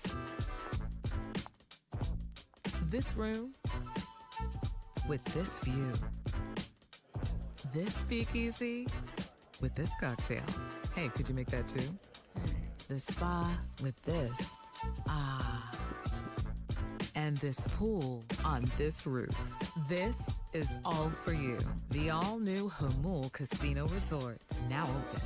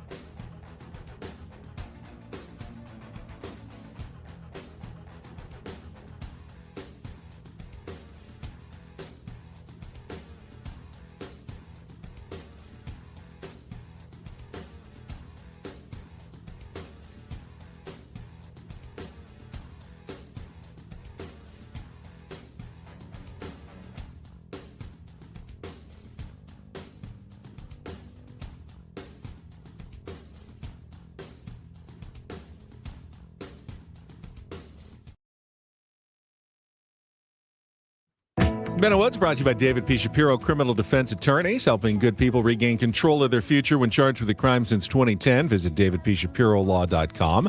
It is indeed a Friar Friday, and manager Craig Stamon will join us in 2 hours, right near the end of the program. First, though, standing by, our friend Darren Smith, SDFC broadcaster. Big game tomorrow. Midterm exam against Vancouver before the break for the World Cup, and we'll talk to Darren right after a check of traffic here on 97.3 The Fan. From the 855 Get Ross Traffic Center. Injured? Demand justice. Demand Jurowitz. 855GetRoss.com. San Diego 805 northbound past Home Avenue. It's a slow drive to the 15 interchange. Look around. Your drive is good this morning for your 3-day weekend. I'm Fonseca with Odyssey San Diego Traffic. This traffic report is brought to you by local and veteran-owned Manny Sedano Ford. San Diego, shop local this Memorial Day at Sedano Ford. This veteran dealership is offering Ford employee pricing to everyone. Lease a 2026 F-150 for $478 a month with $1,000 down, or a Maverick XL for only $369. Visit SedanoFord.com for details. And joining us right now on our SDCCU fan hotline, it's not big bank banking, it is better. Our friend Darren Smith, who saw yesterday at SDFC. And it's funny, we talked a lot about the World Cup break that's coming up for MLS and SDFC. It's actually going to be longer than the entire offseason was for Mikey Varas' team. This break where they have no games for 2 months after tomorrow is much longer than the first offseason was for the team. Yeah. Good morning. Good to morning. see you yesterday, Benny. And you're right. 60 days. It's going to be 60 days between games. So It's crazy. It's a little bit of a break. And, you know, the other part of it, too, is something I said to Mikey when we were recording the pregame show is by the time we get back, the MLS summer transfer window will open. So some of these players who are here probably won't be. There will be some other players who will be coming in. So whatever you think of this team, it's probably the last time you're going to see it as currently constructed, even if there's just, usually even if there's just a minor change or tweak or two, like it will be different the next time the team takes the field against Colorado in late July. Man, Mikey, we had him on yesterday. He was so good. And I loved what he said, because we obviously asked him about that horrific ending last week. And I said, obviously as a new soccer fan, I haven't seen really anything like that. And he goes, well, yeah, as someone that has seen that too many times. And I just went, man, it's got to be, I don't think it's the equivalent of like a blown save in baseball, because, a lot of things have to go wrong there. But I for that play to happen in soccer, but back to back fast. Was just crazy. Yeah. It was just the craziest ending. How was it for you? I mean, it just was like, did we see that? Did that just it happen? Reminds me a little bit further back. I know Craig Stamon's coming up here, so I'm not talking about the time he gave up 4 consecutive homers, but there was a game where the Padres gave up 4 homers to the Dodgers in LA, and it sort of left you just shaking. Like, what did I just witness here? What happened? And you could call a million games in your life, and you might never have a situation like that where a team scores with what looked like the game winner at 95-45, and then a minute 36 later, the equalizer scored on this ridiculous sequence. So I did hear Mikey, and I think Mikey's right. Did we lose him? Just muted. There you're Oh, back. there we go. You're back. Nope. All right. There we go. Yeah, now we got you.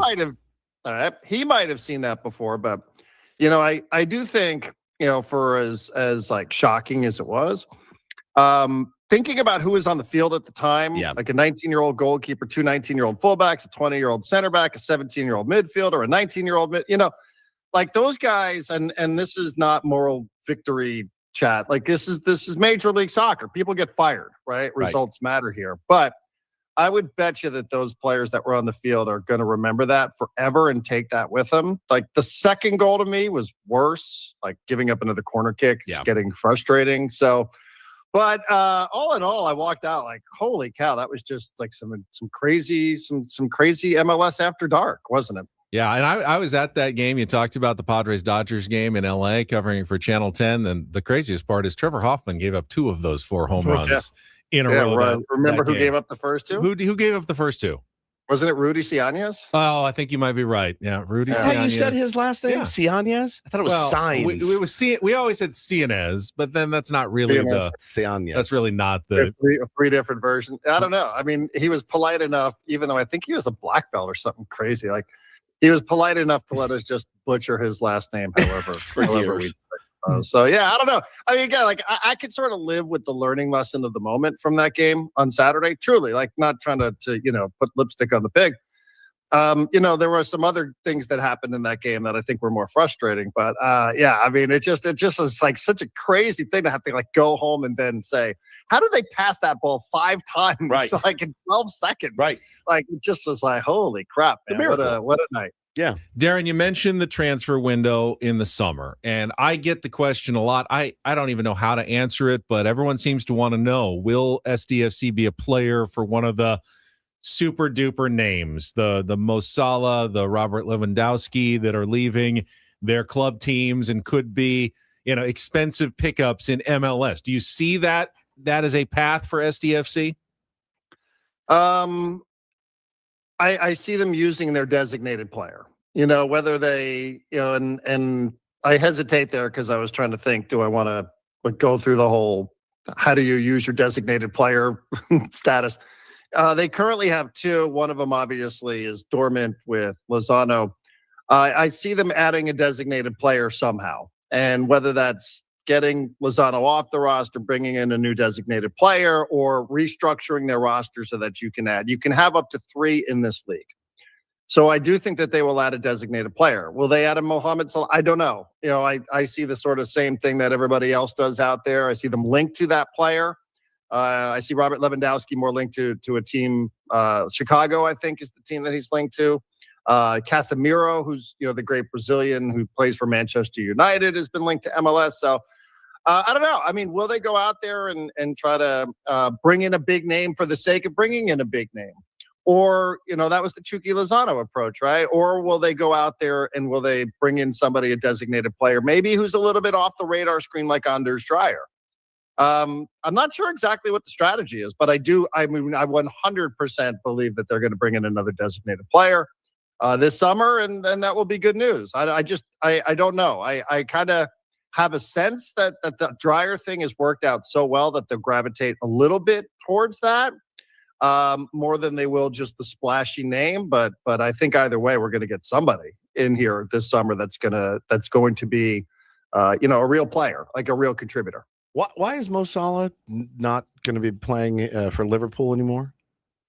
Well, he hates the manager, okay, for starters. And, I think at times there's the phrase, leave the football before the football leaves you. And is he at that level anymore? Is he at the level where he could be a starter for Liverpool, I guess, is the question. I don't follow it close enough to know. I just sort of hear some of the banter, and he's not going to go, and he's not going to play in England because he's, become this legendary figure. So does he want to go play in a lesser league? And if he wants to play in a lesser league, does that mean he wants to stay in Europe, continental Europe? Does he want to go to Saudi Arabia, or is there an opportunity to come to Major League Soccer? So I just think his level's probably a little bit less than what would be required for a team that's competing for like an English title or a Champions League spot across Europe. All right. Speaking of soccer and the English Premier League, Woods likes it when I do this. Darren, let's play true or false. Oh, true or false. True okay. or false. So Arsenal just won the Premier League title. True. They're in the Champions League title. Is this similar to a story like the Padres finally overcoming the Dodgers? They've been chasing it down for a while. They finally figured it out and got past the big boys like Man City, Man U in the English Premier League to win the title that they've been going after for a long time. I would say that's false because there is history with Arsenal that they have won titles. They have won long ago. They've won, yes. Yeah, 22 years. Padres have never won one. But they weren't not making out to be like they weren't necessarily considered the top, biggest teams in the Premier League. They were kind of the second tier, trying to get up to the big tier. Yeah, they'd become kind of a joke. They were, in England, they refer to them as bottlers, like you bottle the league. I don't exactly know the origin of that phrase, but like they've bottled it. So, people would show up wearing bottle costumes and all that sort of stuff. It was pretty funny. But that was their reputation over the last 2 decades. But they did have a reputation. They do have a history of winning. So I don't think it's exactly that. There are plenty of people who are alive who are not even that old who remember Arsenal winning titles before. So I don't think it's not quite thing. Okay. All right, let's shift gears with Darren Smith here to the San Diego Padres. Darren, Padres. What is your favorite topic about the Padres to talk about these days? We did the roundtable yesterday and talked about it all. And Ben asked a question, what was it? A practical solution for Fernando Tatis? What's a reasonable course of action? Reasonable course of action is the way that he put it, right? You're obviously not, in my opinion, you're obviously not going to trade him when his value is at its lowest, right? You're not going to send him down to El Paso. I recommended literally a therapist. That was my idea. What is Darren Smith's idea for a reasonable course of action? Yeah, that's a good one. I don't think you're going to trade him either. I don't think you can send him somewhere now.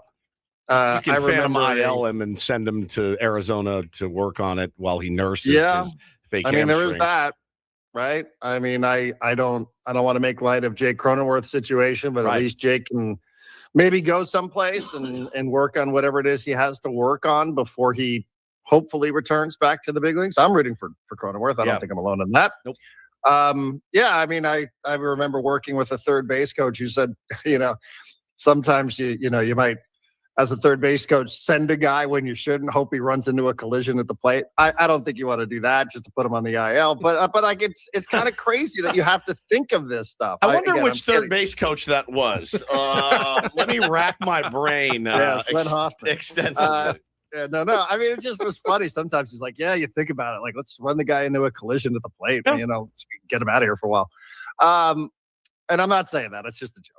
But I don't know. I just don't know what you're supposed to do. And obviously there are a lot of smart people who get paid a lot of money who are trying to figure this out too, and they don't have the answers for it. So, what can I offer in this conversation? But I just think it's to the point where it's got to be so hard to nobody's going to, I understand people aren't going to feel sorry and they're tired of this and there's fatigue with it, et cetera. I get it.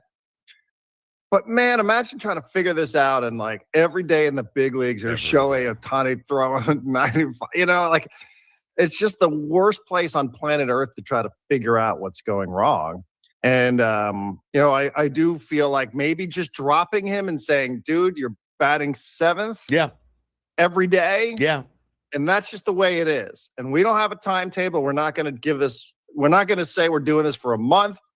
You're whatever it is, 6th, 7th, pick a spot and just say, this is what you're doing every day. They've tried the other thing. They've tried to put the smile on his face, have him play a little bit of second base. Yeah. I don't know where we're going with that. For me, as a personal preference.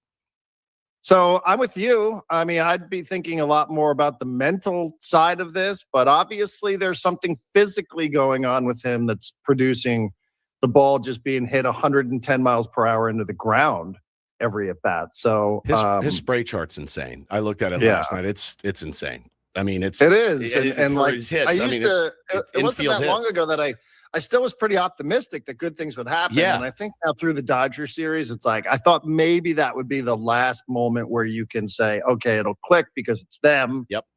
And because this is a series where the big names, usually their stars shine the brightest.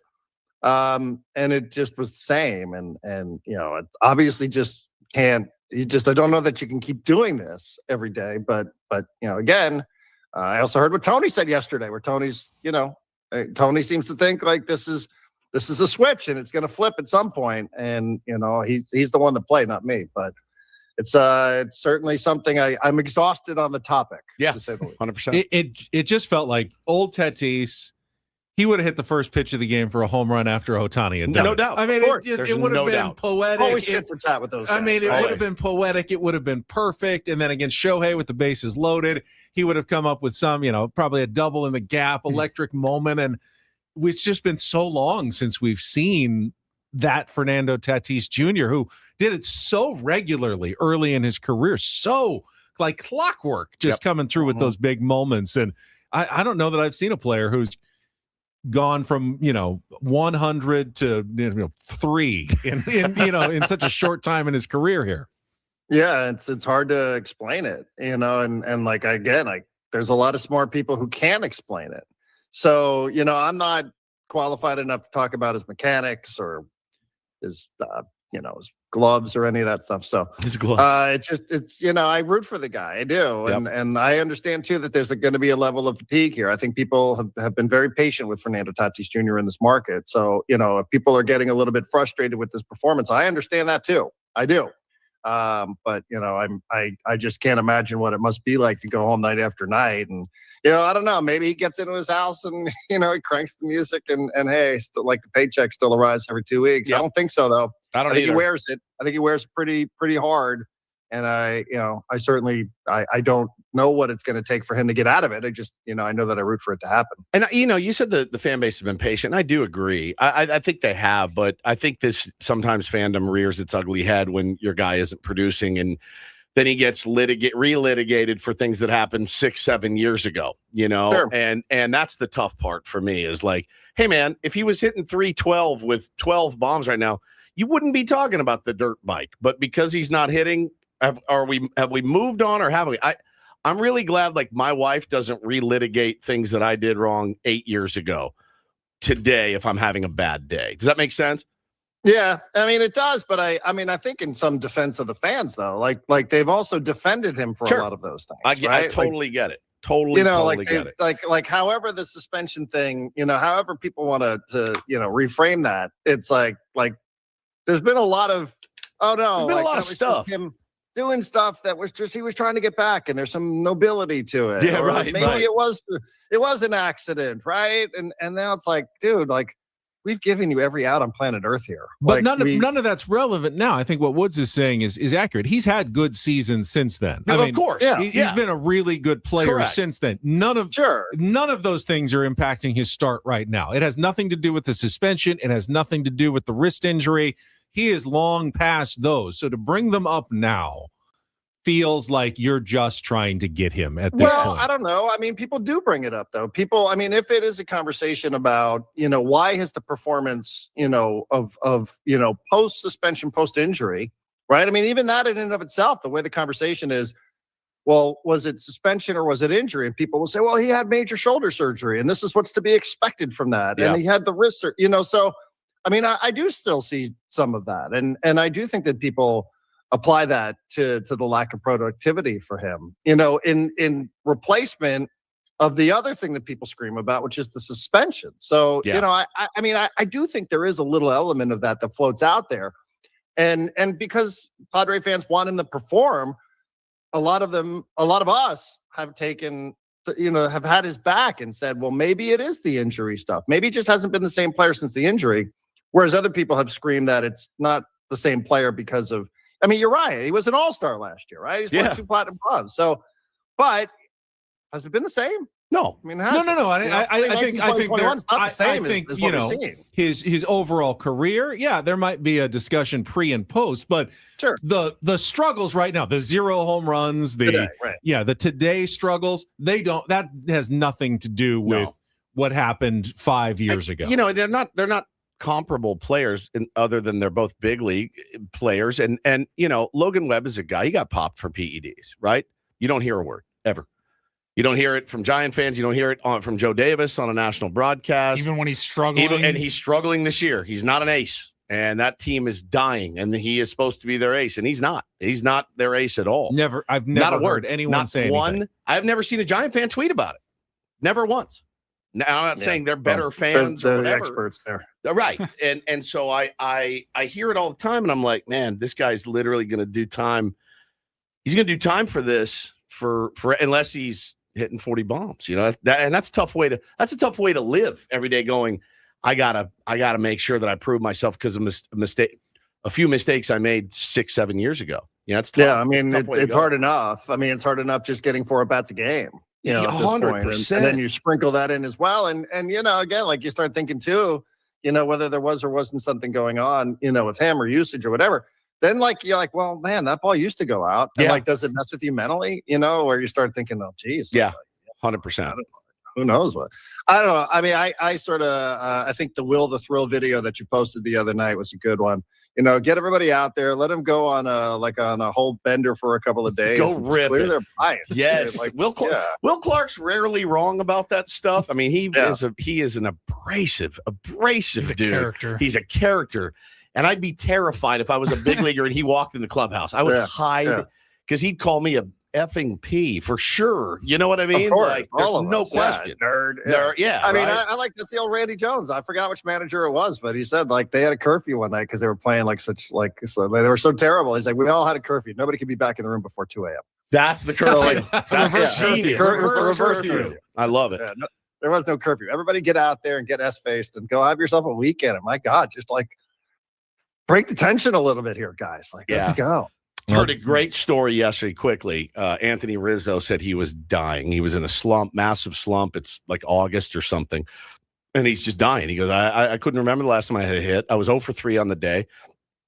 Dexter Fowler walked up to me in the dugout in the middle of a game, and he had brought me a cup of Gatorade, but it wasn't Gatorade. It was Crown and Sprite, just like he liked it, mixed perfectly, crushed ice. He goes, hey, man, just have a sip of that.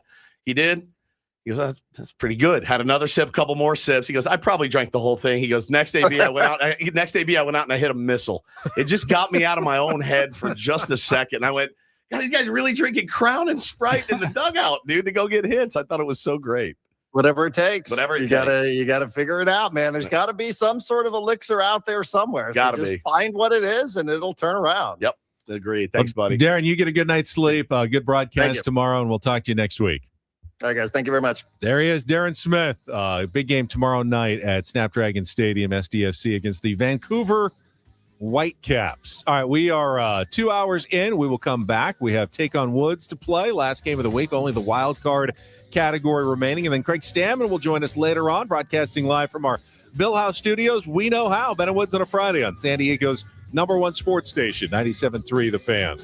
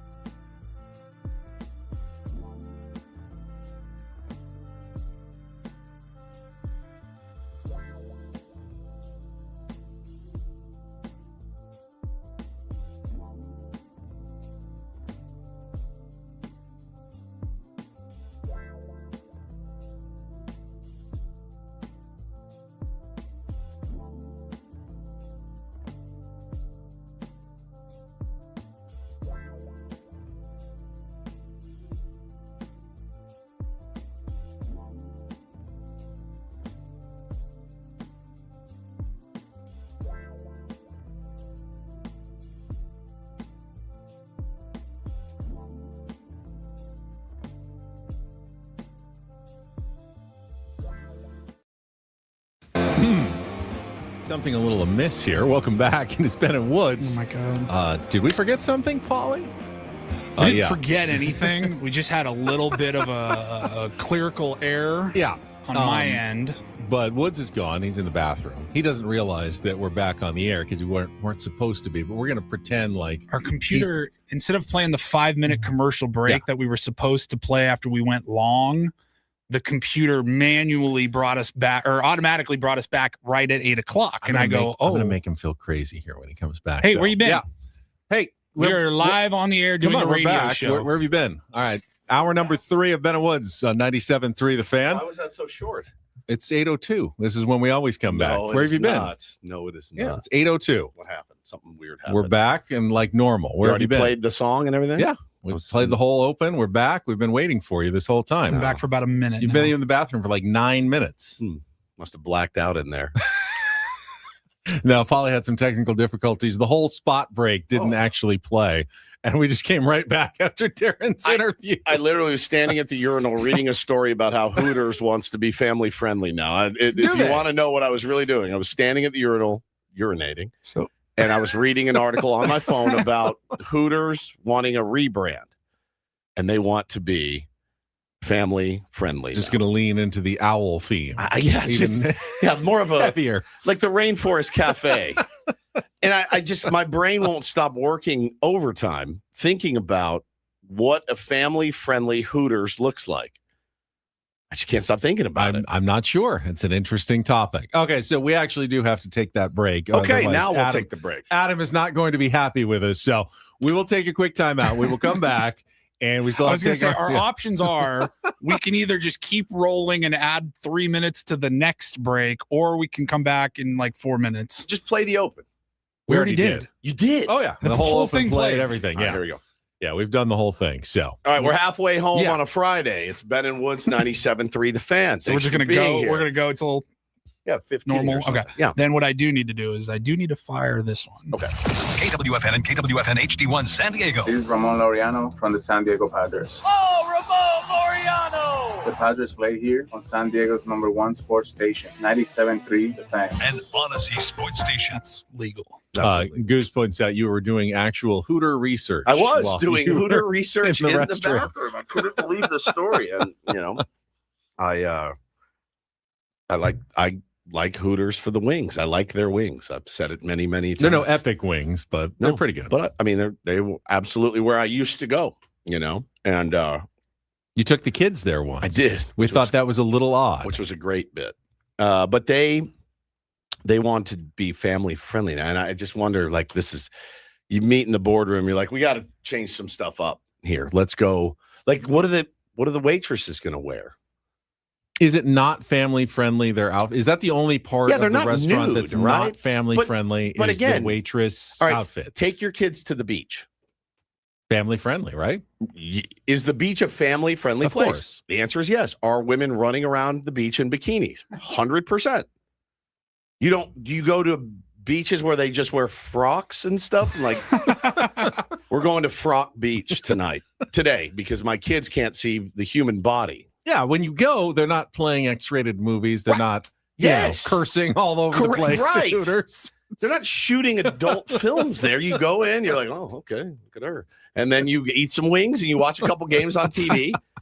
Just like you would go Were in. they not family friendly to begin with? No, I just don't know why even make a change? I guess you have to if business is rough. I don't know that that's going to do it for me, though. You're like a baseball team trying to figure out what's wrong. Right. You don't really have the answer. Don't have an You're just answer. grasping at some straws. You got to change something. Shift the lineup a little bit. Put them in outfits that ladies that churn their own butter wear, and then we'll see how it goes. Like, how about Amish Hooters? Is that you guys on board for that? Amish Hooters would be great. It's all candlelight, and they're wearing Amish outfits, and that's what we can do. So I don't know why I got off on that tangent, but I was reading the whole article, standing there, pants up and everything. Like, I was done. I was just standing. I was just reading. I was so entranced. I never take my phone out standing. Oh, I do. Really? Yeah, I'm always working, man. Always trying to find an angle. Really? Yeah. I'm addicted to it. It just feels like there's not enough time necessarily on the standing. I started it when I walked out the door. And then I got there and I did my business and I just kept reading. And then I just pulled up. Now that is addictive behavior. It is. You can't even keep away. the phone out, walking away just to the restroom, a procedure that should take less than a minute. Oh, no, I washed my hands. I put my phone down on the sink and finished reading the article and washed my hands like I always do. And that was that.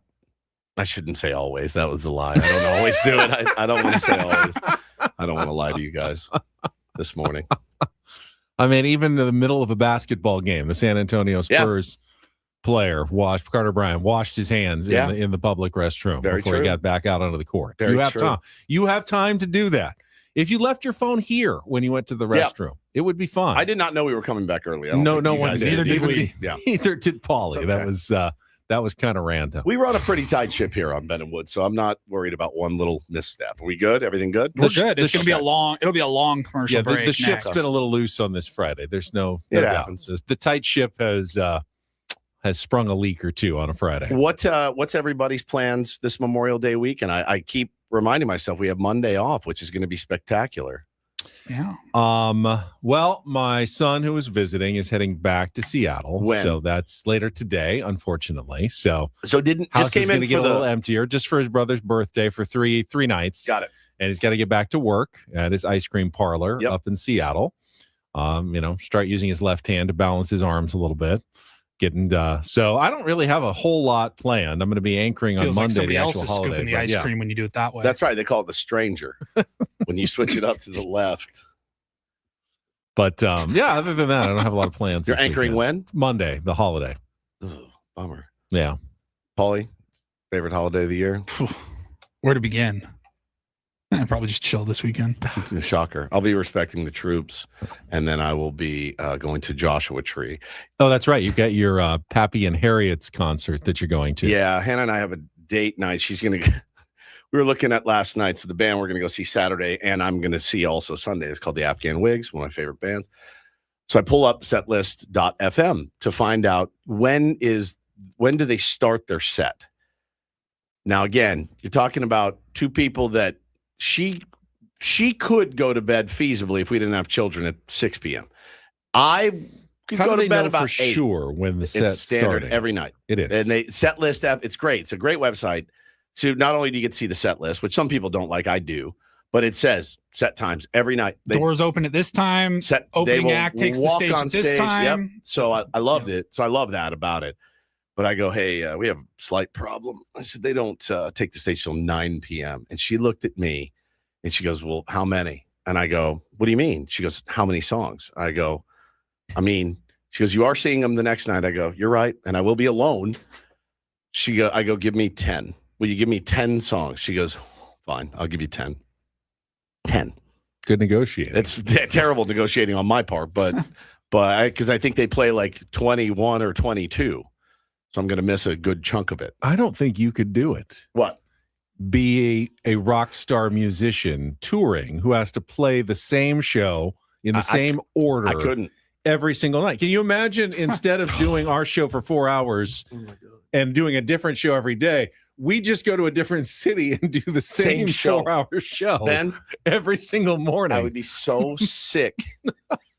We just did the same thing over and over again, have the same bits, the same don't do this, the same interviews, and we just moved it around the country. All right, Darren Smith joins us now. So what do you think we should do with Fernando Tatis Jr.? Hello, Kansas City, by the way. It's Ben and Woods. We're glad to be here. Yeah, you could change your banter a little bit just based on what city you're in, but otherwise, same show, same order every single day. Yeah, I couldn't do it. I don't know how they do it. Probably the 40,000. Well, if you're like the Stones, it's probably the 40,000 people help give you the energy and the gazillion dollars that you make. Now, if we made a gazillion dollars, I could do it. I promise you. If we made what the Stones made on tour, yeah, absolutely. We'll be in Sacramento tomorrow. After that, we're heading up to San Francisco. Like, I have no problem. It's time for Foreplay Sacramento. Here we Good go. morning. Here we go. go. Check out this shirt Ben got me that I'm going to make him pay for. Yeah, dude, forget it. So, yeah, I'm going to drive up Sunday. Now, let me tell you what a sick and twisted individual I am. Paulie, you'll appreciate this. Some of the audience will too. I Googled card shops in Joshua Tree or along the route. And what I was really looking for is this.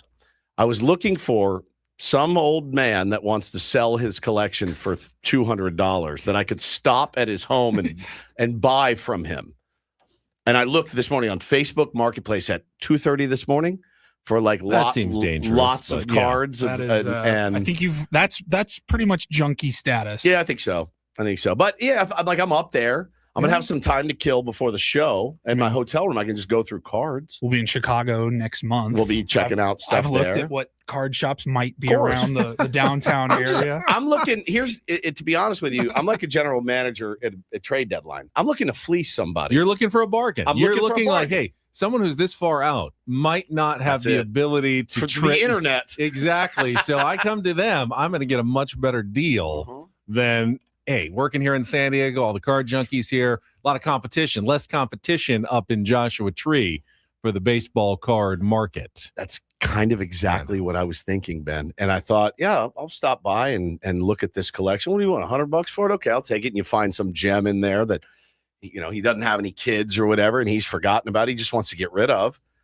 Of course, I looked at it. And there's a lot of it's a cool drive because there's a lot of little places to stop. There's a lot of those little kind of antique-y, middle of the desert, swap shop type places. I'm going to stop at dinosaurs out in the desert type things. I'm going to stop at all of them and just poke around because I'll be out there. Will you chronicle it on social media for us? And Hannah's like, when are you leaving on Sunday? I can't check in till 3.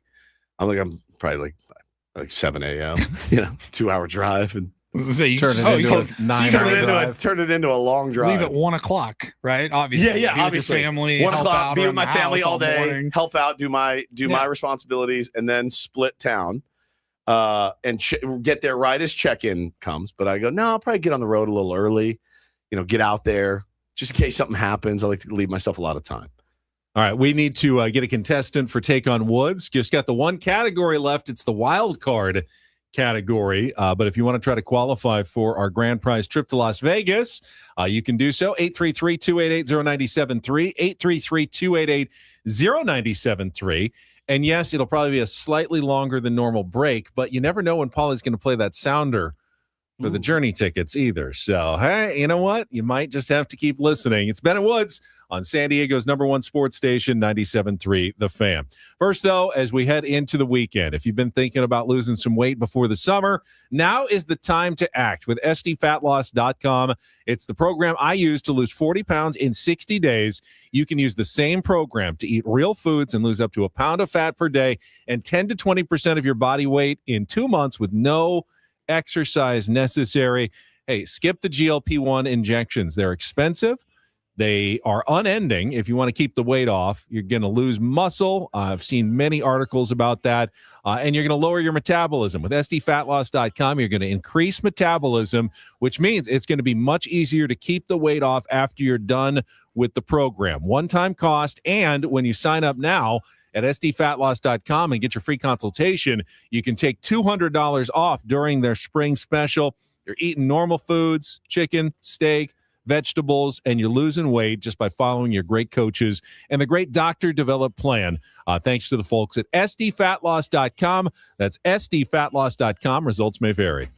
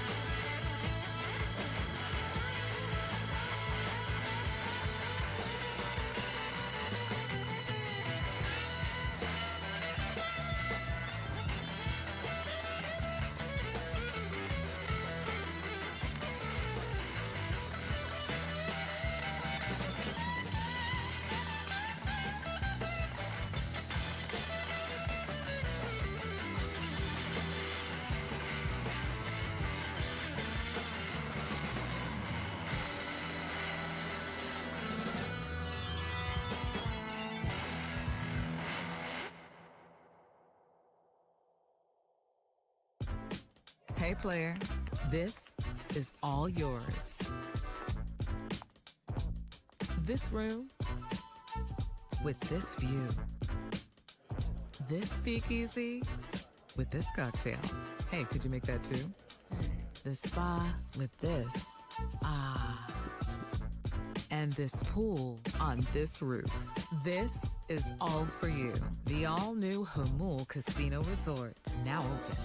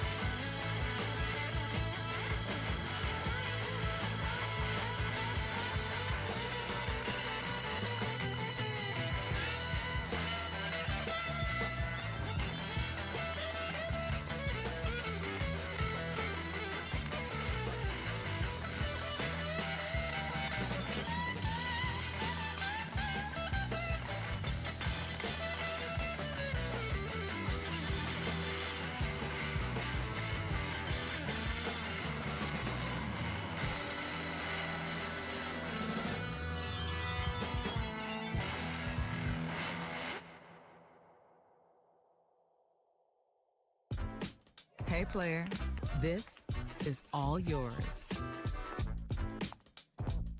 This room with this view. This speakeasy with this cocktail. Hey, could you make that too? The spa with this. And this pool on this roof. This is all for you. The all-new Hamul Casino Resort, now open.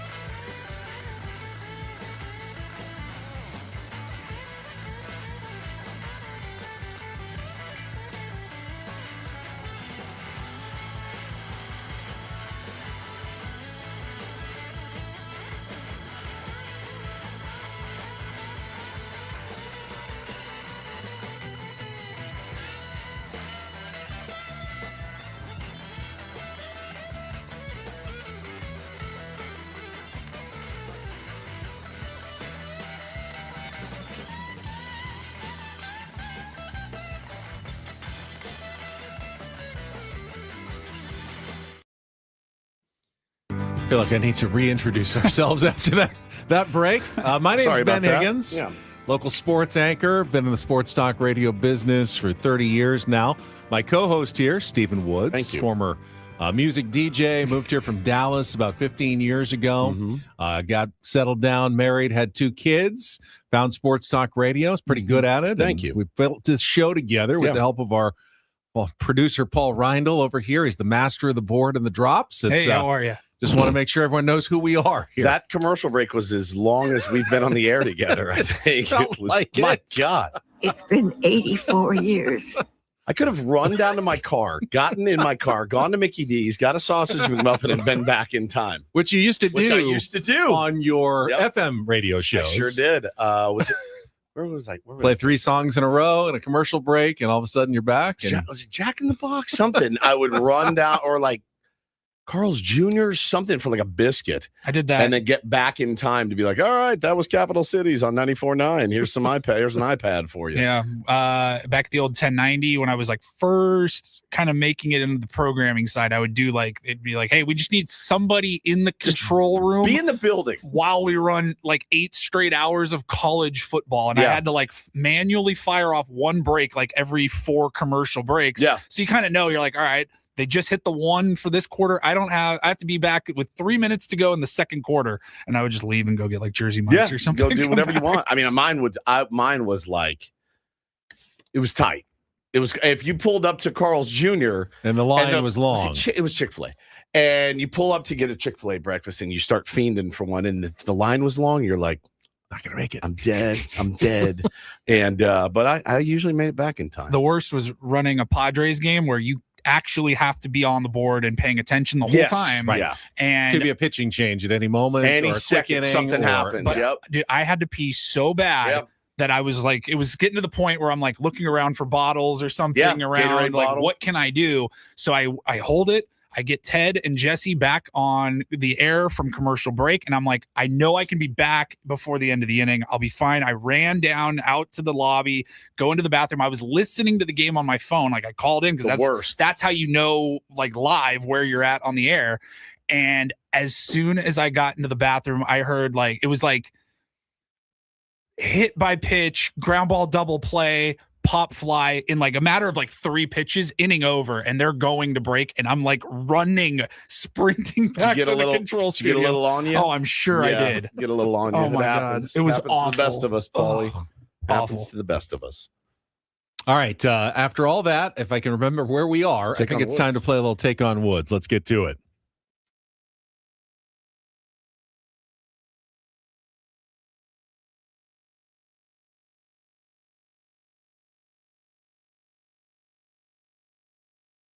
All right, let's get to our contestant. It looks like we got Robert. Are you there, Robert? Yes, I am. You like Robert, Bob, Bobby? What do you prefer? I like the old Robert. The old Robert. All right, the old Robert. You're going to be playing our wild card category today because it's the only one left. But if you can beat or tie Woods, you will qualify for our grand prize drawing. It is the trip to Las Vegas, the $500 gift card to the Westgate, where they're offering no resort fees and special rates starting at $89 a night, including a $75 daily dining credit, 2-day spa passes, daily cabaret tickets, and complimentary valet parking. All right, here's how it's going to work in our 5-question trivia. The wild card category submitted by our friend Tier 1, Doug. We're looking for 5 songs and movies that share a title. But here's the trick. I'm going to give you the musical artist and the star of the movie. You need to figure out which title they have in common. So, for instance, if I said Roy Orbison and Julia Roberts, you would say...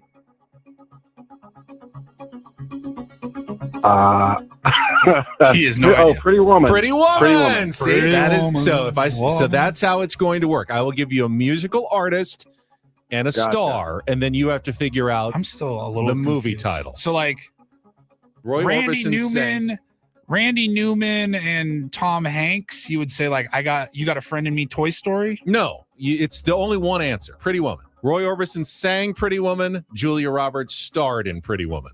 Oh, the same title. It's one title for both the musical artist and the actor I thought it was or like actress. the signature song of the movie. Just the one. It's the one that they have in common. So that's how it's going to work. You'll have 60 seconds. There's no song to play, so it's just the 5. If you don't know one, you can pass, and we'll come back to it. Sounds like Robert knows what's going on. So you ready to play, Robert? I'm ready. All right, let's put 60 seconds on the clock. Your time begins when I give you our first pair of musical artist and actor or actress. Good luck, Robert. Let's take on Woods.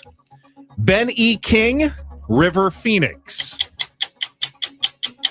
Pass. Steve Miller Band, Joaquin Phoenix. Pass. Deep Blue Something, Audrey Hepburn. Pass. Rod Stewart, Mel Gibson. Die Hard. Incorrect. The Temptations, Macaulay Culkin. Home Alone. Incorrect. Good guess. Ben E. King, River Phoenix. The Joker. Oh, no, but hey, hang on. Steve Miller Band, Joaquin Phoenix. The Joker. There you go. Deep Blue Something, Audrey Hepburn. Oh, gosh. No idea. All right. Well, we got the one right in the Joker. I think your time is coming to an end, and who knows? What a banger today. We'll see how this is going to go. It's a wild card category. They could change every week. It's not going to always be like this. All right. So this is our first wild card category, and they're going to change from week to week, whatever I come up with. But this one's a little unique, and I need to explain it to you. All right. I'm going to give you the name of an artist and an actor or actress. You have to give me the song title that shares a movie title with the movie that they were in. So, for instance, if I said Roy Orbison, Julia Roberts, Pretty Woman, you would say Pretty Woman. Okay, it's a lot for you a get Friday. it now, though, right? I got it. Yes, you got understand. I think. I know. Okay. All right. Here we go. Let's put 60 seconds on the clock. That big brain over there. All right. Dude. Your time begins when I give you your first pair. Good luck, Woods. Let's take on Robert. Ben E. King, River Phoenix. Stand by me. Correct. Steve Miller Band, Joaquin Phoenix. Oh, no, pass. Deep Blue Something, Audrey Hepburn. Breakfast at Tiffany's. Correct. Rod Stewart, Mel Gibson.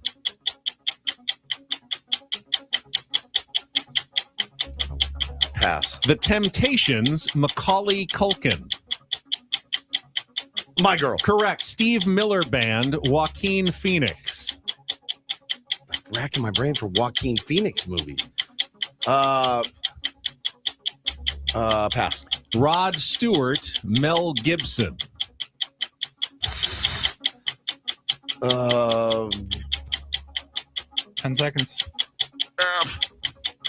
They're both going to make me nuts. I know it. Yeah. I can't believe you haven't gotten the other one. Steve Miller Band, Joaquin Phoenix. Walk the line. I don't know. I can't think of anything. It's the Joker. Oh, son of a bitch. I was thinking of the movies instead of thinking of the songs. Right. I was like, idiot. Just say a Steve Miller bit. Say the one song. I'm like, Fly Like an Eagle. It's like the one. And Rod Stewart and Mel Gibson is Forever Young. Oh, okay. I Yeah. didn't see that, but I you got remember. 3 and you did win 3-1. Really Obviously, glad a little Robert unusual. waited online. Little He tough waited category 40 there. minutes to play. Yeah, and had no idea Good what the job on category My was. Girl, though. Good By the job on way, Breakfast at Tiffany's. I liked it. You I liked thought the it was category? Cool. Yes, I was gonna mock, but I liked it. It was a real brain teaser. I want to come up with something different each was week for the good. wild card category. I was really. That's what I came was up with waiting the for it to be first like week. famous San Diego Clippers. I can do whatever I want because it's a wild card. I can do whatever I want. Like, all right. No, that was good. All right. You really teased. I made you think. I could see see your the wheels wheels. were really spinning in your brain on that one. Wow, that was really good, Betty. You're very talented. All right. Were you Doing my high? best. People are asking if you No. were high as hell when you made No, this. I mean a 3. I feel, Ganja, aka cannabis. I feel like if I can get you to 3, I've come up with a pretty good category. That's Yeah, not except too the easy, not contestant too has no hard. idea what's going on. How did you even think of that? Doug actually, Tier 1 Doug actually helped me with that Did one. he? He had a bunch of movies. I may have another one at some point. Oh, but great. yeah. I love that. I love that. All right. I was waiting for him to be like, famous bass players or something. I was like, all right. I mean, That was good. Really good. All right, when we come back, we might spin the topic wheel a little bit early because we have a busy final hour with our Roundel Report, and Craig Stamon scheduled to join us in our last segment. So keeping it loose on a Friday. Ben and Woods broadcasting live from the Bill House Studios. We know how. We can also, if we want to talk some more baseball, I don't know, is it okay to take pleasure in the misfortunes of others as a sports fan? Because I think there's a couple of franchises right now that maybe deserve a conversation because a lot is getting churned up again about these organizations. That's bad karma sometimes. Is it? Well, baseball gods? Yeah. But we can talk about it coming up next. Well, now I don't want to. With Ben and Woods on 97. Well, you can always ask the question. Oh, okay. I'll just ask the coming question. up next on 97.3 The Fan. Gambling problem? Call 1-800-GAMBLER. GEGE 000-466. For a full list of games and rules, played at 7 Mile Casino. Visit 7milecasino.com. All right, heading into the weekend, it's your opportunity to enjoy a great brunch at Sammy's at 7 Mile. It's only available Saturdays and Sundays from 9 a.m. to 3 p.m., but it was voted the best brunch in the South Bay. You go, you enjoy brunch, maybe out on the patio at Sammy's, and then you go into the best card room in San Diego, sit down at the tables for an hour or two. Well, the fellas are still at home. It's just 7 minutes away from Petco Park. Great place to go pregame, postgame, whatever you like. But yeah, sit down, play some California-style blackjack, some Texas Hold'em, some Pai Gow, some Baccarat as well, in a smoke-free environment, a slot machine-free environment as well. And they've got friendly dealers. They've got comfortable chairs. There's windows all over the place. It really is just an upscale atmosphere and a great environment, and it's so easy to get to. You're going to hop on the 5 freeway from downtown, head south. You get off at E. You're already on Bay Boulevard. It's the frontage road right along the freeway, and then you pull in within minutes. You're playing. You're having fun. You're eating. You're dining. You're sitting with friends. It's 7 Mile Casino, just 7 minutes from downtown.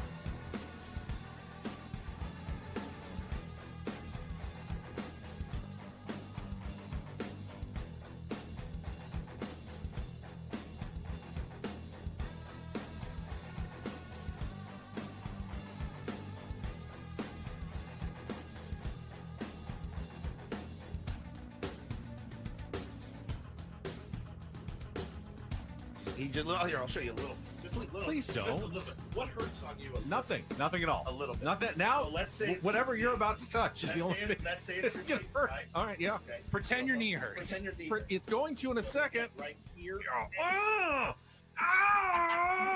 That is not pleasant. Hey, player, this is all yours. This room with this view. This speakeasy with this cocktail. Hey, could you make that too? The spa with this. Ah. And this pool on this roof. This is all for you. The all-new Hamul Casino Resort, now open.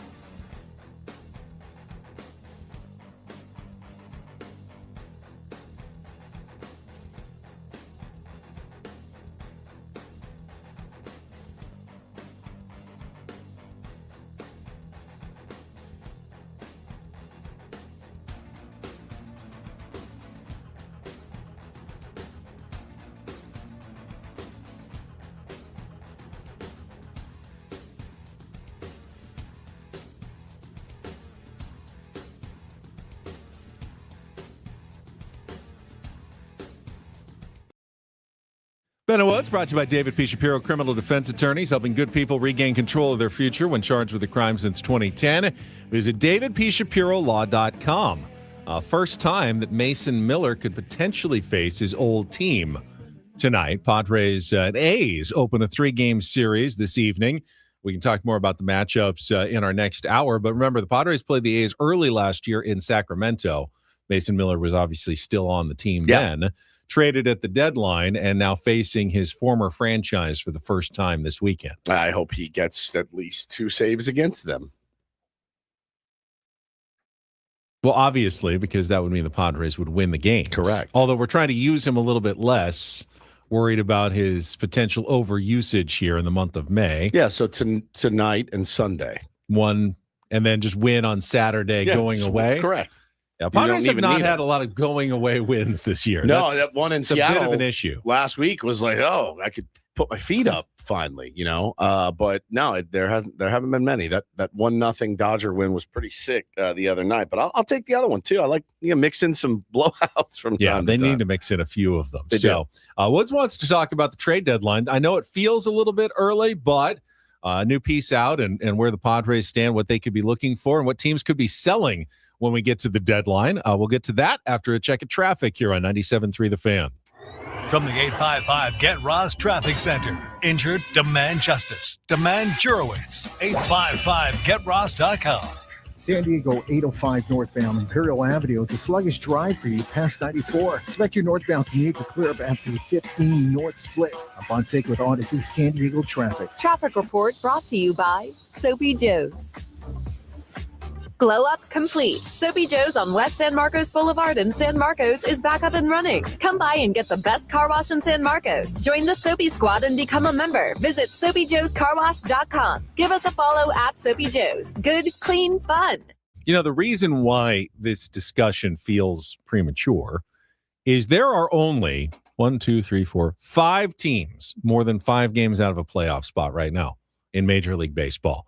4 of them in the National League. The Mets 6.5 games back of a wild card. Yep. The Marlins are 7 back. The Giants are 8.5 back, and the Rockies are 10 back.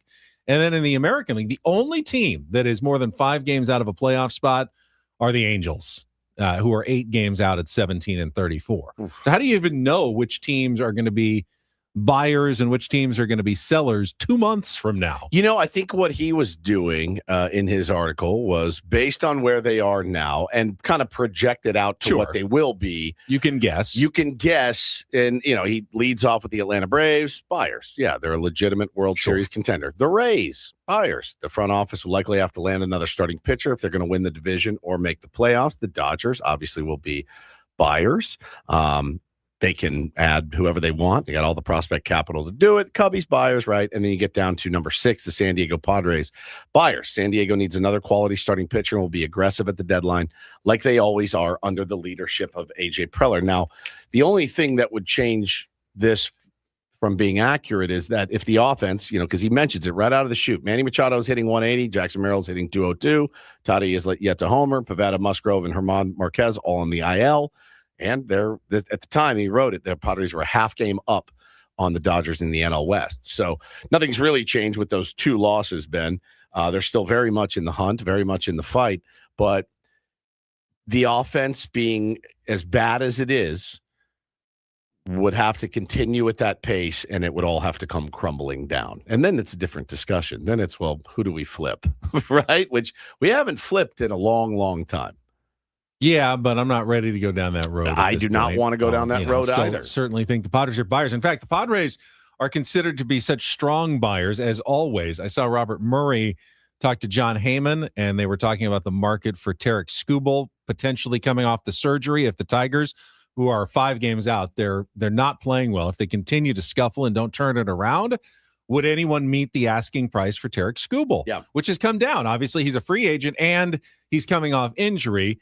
And they were kind of speculating what it would take, top 100 prospect, another throw-in, another prospect. He said, would anyone meet that? And John Heyman instantly goes, San Diego would. The Padres would. Yeah. Padres would meet that price because they meet every price. Could Tarek Skubal be a possibility for the Padres at the trade deadline if he's back and healthy? He's already throwing. He said full session bullpen, full normal velocity. I mean, he sounds like he could be back sooner rather than later for the Tigers. Whether they're going to keep him, make a run, though, we won't know that for another month or 2. But the interesting team, I think, if you're in the market to buy from, and our beloved right up the freeway, Ben, the Los Angeles Angels, 17 at what time? What's their record now at the time? This was 17 and 34. Yeah, they were 17 and 31. Twice as many as they've won. It says the Angels have the worst record in baseball and a GM and manager who are working on expiring contracts. They look like a team that was put together by a chef who only knows if spaghetti is done by throwing against the wall and seeing if it sticks. The games are painful to watch outside of when their ace, Jose Soriano, takes them out or when Mike Trout comes to the plate. They should be sellers, and they are most likely to move Joe Adell and or designated hitter Jorge Soler. And I wonder, a lot of things have to go, I guess, awry for the Padres to be interested in maybe another outfielder like Joe Adell. But I could see that as a potential fit. Had a really good year last year, playing on a bad team right now. Joe Adell, I think, would be a really good fit for the Padres. He's a great player, and you could definitely find a place for him in the lineup. Toddy being at second now, and that would mean Jake's not coming back or injured or not performing or whatever, it'd be interesting. I don't know what it would take to get him. I'd be foolish to speculate. And what's his contract again? It's a good question. His contract currently, he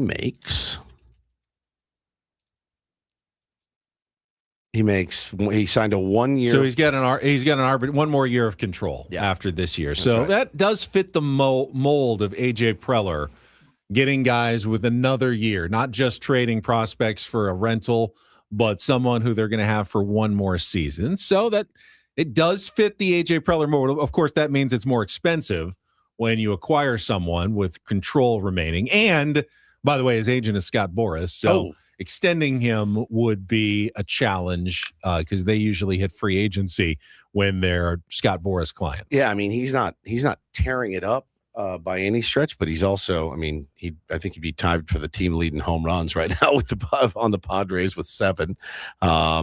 Slugging almost 400, OPS plus a 97. So there's definitely room for improvement, but I just don't know how much he would cost you.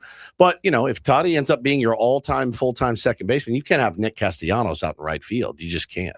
No, not on an everyday basis, not every especially day. against right-handers. You're going to want someone else out there on an everyday basis. Now, you bring up the question, in order to have these teams trade away players, you want them to do poorly. So are you cheering against the Angels, to continue to do poorly, and is that okay? Yeah, I mean, it's been relitigated. Some of they're in it right now. When you're the worst team in baseball, you're going to get the scope put on you, right? They're going to put the crosshairs on you. And Perry Manassian continues to kind of gaslight their fans. Artie Moreno, you're seeing, the tarps off. Everyone's there. It's weird because they're asking, hey, is this more effective than just not going to the games? And I've been racking my brain for the right answer. Do you pay for a ticket, show up, take your shirt off, and scream F you, Artie, and sell the team? Is that more effective than just saying, I'm not giving you a nickel of my money? I don't know. It's certainly embarrassing. What would you rather have if you're the owner? I think you'd rather have asses in the seats, but how long can you sit there and listen to, F you, Paul? I don't know. I think and sell the team. I think it actually would be more effective to show up and vocally protest. It draws attention to the plight.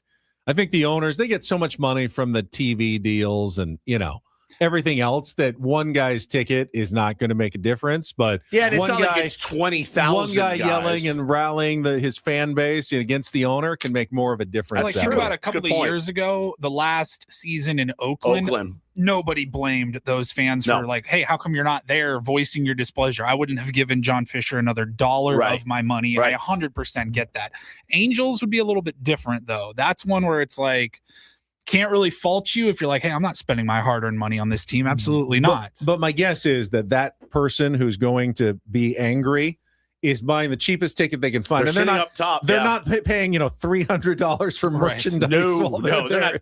They're either probably bringing their own sandwiches in there. They're bringing their own food in. That the only thing they're giving is the price of probably a discounted ticket. It's not that hard to get tickets to an inferior product. So in that sense, I think you're bringing the attention that you want on your team's plight. And look, there's just a difference in owners too. You know what I mean? Like I feel like a guy like Peter Seidler is somebody that would look around at their empty stadium and just go, this is unacceptable. Right. Or, there's 80% Dodger fans here. We got to turn this around. Sure. Whereas a guy like Artie Moreno may just be like, I don't really care who you root for as long as you buy a ticket. The toughest thing is, when it's a cheap owner, you know what you want. Right. It's spend some money on the team. When it's just a dumb franchise, it's hard to yell, be smarter. Be smarter with your money. Spend more. Be smarter with your money. Make better decisions. Yeah. Make better decisions. Those don't work as chance. All right, Paul is going to kick off our final hour with a Rindle Report. More Bennett Woods on the way on 97.3 The Fan.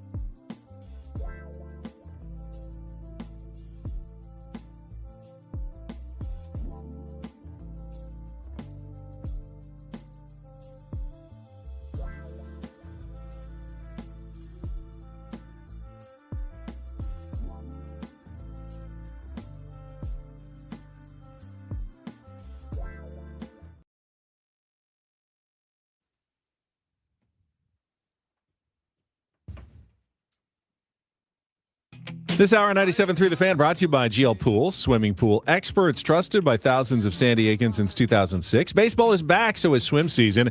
Make sure your pool is ready. Call now, mention radio for a free month of pool service. Got Craig Stamon, the skipper of the San Diego Padres, on a Friar Friday. I keep forgetting. Yeah.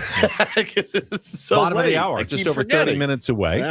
Wow. So yesterday I mentioned when Darren was on, I was out at SDFC practice and waiting around. Mikey Varas comes, does his media. I asked a couple of questions, and gentleman who was standing next to me, and a fellow reporter for the Spanish language, TUDN Televisa Deportes, said, "Oh, I recognize your voice. You're the radio show. I'm a big fan of the show."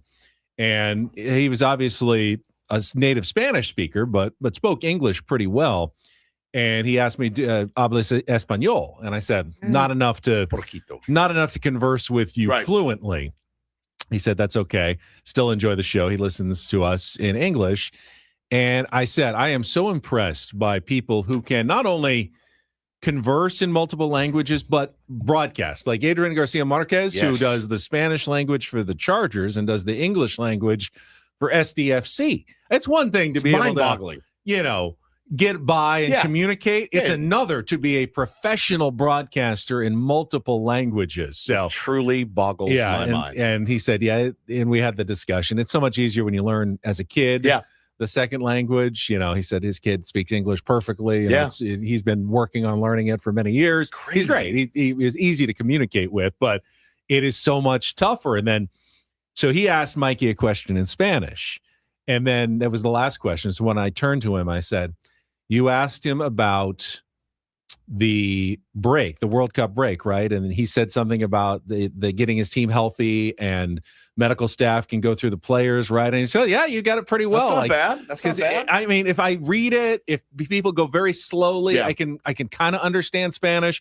But in a normal conversation, I get lost so quickly, and you just feel like, oh, now I've lost it, and it's so hard to pick up again. So I was trying my best, and he was going, "Yeah, pretty good, not bad at all." So Bo's best friend is his mom's Chinese. Okay. And so he speaks Chinese, and he speaks English, and he's in the Spanish immersion. Oh, wow. And that's obviously, like you said, when to do it. When they're young. And they asked us if we wanted to put Bo in the Spanish immersion. And I'm like, I'd love to, but they speak just Spanish all day. No intermingling of English. And I go, I'm legit worried I'm not going to be able to help him much with his schoolwork in English. So how would I then, help him in Spanish? Because I have no background in it. So we did not take the plunge there. But there's times when you think maybe we should have. Yeah, I do that with my kids. Should we have done languages younger? I wish sometimes I had done them younger. Same. You get to high school and college. I took 5-6 years, whatever, and you just got nothing. You just can't do it once your brain gets to a certain level to really do it at a fluent level. Darren was saying, you go and you spend time. It helps if you really can't speak anything other than the language. Like go to Europe, go to Spain. He goes, and I don't know. You're talking serious time. And what he said, Darren told me, and I agreed with 100%. I just want to be able to walk into a restaurant, get the menu in Spanish if that's where it is, and not have them look at me like I'm some completely know-nothing tourist that they don't have to care about. Like, just be enough to get understand okay, this person knows enough that they can order food and they don't need any special menu that's been translated. And I go, okay, that's what I want to. That's all I care about. Yeah, Frenchie in the chat, Frenchie says, "I took 4 years of French, including a full immersed French class. Didn't really retain anything because no one speaks it in Southern California. It's a skill that you need to put in practice, and you can't be walking around speaking French if nobody else is speaking French to you. No, that would be weird. Kind of lose the practice. Yeah, like, are you French? No, I'm actually. I live in Kearney Mesa, but I just trying to immerse myself. And how you can't immerse yourself by yourself. Yeah, it was tough. I took 3 years of Spanish in high school and did okay in the classes, but ultimately, I didn't learn how to really converse ever with anybody. No. It was just all I really remember was you learn how to say something like, I like to do this. Correct. I like to go there. I like this. And it was just I was able to like have conversations with like small children, basically. You learn vocabulary words, but the actual speaking and how it all goes together. I would love to know how to be better at that. So hard. All right, Paulie, why don't you take it away with some Roundel Report headlines and get things started here with our today's edition of the Roundel Report. Now tuned into the greatest. Welcome to the Roundel Report with Paul Roundel. Hi, Paul. All right. 2 stories from the world of sports that we haven't gotten to yet. We'll start off in Major League Baseball. And 1 story that you didn't know you needed. Are you laughing, biatch? It's the Roundel Report Hey, Paul, how you doing? Okay, how are you? on 97.3 The Fan. Are you ready to bless the mood? I need some help, please. That was good. Can I get a yeah? Oh, yeah. All right. Hola. All right. Hola, ¿cómo estás? Me llamo Pablo. Oh, me llamo Esteban. Hola, Pablo. Me gusta baseball cardos. Oh, me too. Tarjetas de béisbol. All right, let's get into it, gentlemen. You said it earlier. Slow sports day yesterday. Going to call for a slow Roundel Report today, but I don't think we got to this yesterday. Aaron Rodgers announced on Wednesday that it will be his last season in the NFL. He signed a 1-year contract worth up to $25 million to return to the Pittsburgh Steelers. And he was asked right away, "Is this it?" And he goes, "Yes, this is it." No joke. What if he just rips, man? Is he going to be expecting the grand tour? The recliners, song. and the surfboards the and stuff from other teams. I think it's a baseball thing. I just do too. Maybe basketball, Yeah. maybe. I heard someone make them. I can't see the Ravens No. honoring Aaron Rodgers at a home game this season. The Bears. Yeah. No. Aaron Rodgers, man, he's an enigma in sports, right? Oh yeah. Because was he good last year? He was. I thought he was okay. He was good. I don't particularly remember. Weren't they like right on the? Okay. Did they make the playoffs? They made the playoffs, I think. Yeah. I think they lost in the first round. Yeah. He's one of those guys where he's how old is he? 41? 41? He won 1 Super Bowl. Yep. He's probably the best I've ever seen in my lifetime at throwing Slinging a football. He could sling it. But I don't know where he's going to end up his career will end up. All I know is that for the first half of his career, if I was watching Aaron Rodgers play, I was usually pulling for him. And in the second half of his career, Dude. I have started pulling against him. There's aspects of him I liked. I like the march to your own beat for a while. Then it just got kooky. It got really weird while. really quickly. Yeah, it did. But you know what? Teach their own. I think if you're the Steelers, it's a no-brainer because you don't really have anybody that you're bringing up. But if you did, he'd be a good guy to learn X's and O's from. Yeah, no kidding. And then one more note in the NFL. Matthew Stafford landed a 1-year, $55 million extension with the Rams yesterday. Now that's for next year. So he's now under contract for 2 more seasons. Yeah. The deal can rise to as much as 60 with incentives and whatnot, but he was scheduled to make $40 million in the 2026 season. Of the $55 million extension, they split it up, roster bonus and stuff like that. But yeah, Matthew Stafford, he's not going anywhere. Well, this is Will Howard's under him. I forgot about that. Will Howard's under Aaron Rodgers. Is that the quarterback of the future, Will Howard from Ohio State? I mean, the Rams drafted their quarterback of the future this year in Ty Simpson. This feels like the gift you give, like when you make a mistake and you give your wife or like a jewelry or something. You give your wife a jewelry? A piece of jewelry. Yeah. Here's the jewelry. It feels like, Matthew, I know you're probably not feeling great that we drafted Ty Simpson. Here's a taste. Here's $55 extra million to make you okay with it. And pricey. And mentor him a little bit, knowing you're not going anywhere for a couple of years. That's a pricey. It's very pricey. It would bother me if they're drafted somebody younger. And it's definitely a Rams. We okay now? Here's $55 million. We're good now. We're good, you can coexist with Ty Simpson for a little while. We're good. Fair enough. They're now good. All right, we'll move over to the NBA. I know we've hyped up the NBA playoffs recently over the last week or so. At least Benny and I, we've been trying to tell Woods, hey, you're missing some really good basketball. I don't think you watched last night, but you had the night off from Padres baseball. You could have watched as the Knicks beat the Cavs 109-93 in the Eastern Conference Finals. Really boring game. Watched a little bit of it. was not entertaining. It's been weird. The basketball playoffs have had a handful of incredible games, and the rest have been kind of duds. Yeah. And yesterday was kind of a dud. So I guess you roll the dice. You're going to roll the dice, but the fourth quarter finishes and overtime finishes lately have been amazing. But yeah, last night it was all Knicks. They have a 2-0 series lead as that conference final shifts back to Cleveland. Tonight in the NBA, it is game 3 of the Western Conference Finals as that series moves from OKC back to San Antonio, and that series is tied 1-1. So that's been a pretty entertaining series so far. Oh, it's been incredible. That one's been a little bit better than the Knicks. And everyone says that's probably the real finals. But I learned this yesterday. Probably didn't realize the Knicks have now won 9 games in a row. Yeah. Wow. And there's only been a handful of teams in history who've won 9 playoff games in a row. The Thunder had won 8. They lost the 9th against the Spurs in game 1. I think it's 7 of the 13 teams that have ever won 9 in a row have won the championship. So, the Knicks are in some rarefied air right now. Maybe they do have a chance at this thing, especially if they get the series done quickly. Yeah, and then they get some rest. San Antonio and the Thunder battle deep like 6 or 7 games. Do you have a lock for us tonight, I Ben? do not have a lock for you tonight. Not as confident today as you were. I am not. You were dead on. I was very confident about the Thunder bouncing back. I would lean toward San Antonio now going back home tonight. I imagine the spread's very close in this one. 1.5. I would think it's very close. Yep. My guess is it's going to be a very close game, so I tend to stay away from those because in basketball, could go any excruciating sport easily to bet. could go I'm glad I either don't way. bet, Yeah. but that is an excruciating sport to bet. Yeah. Finally, we'll wrap it up here on a Friday with a radio station news. Actually, a radio station across the pond had to issue an apology this 97.5 week. The Fan. No, not that one. Oh man.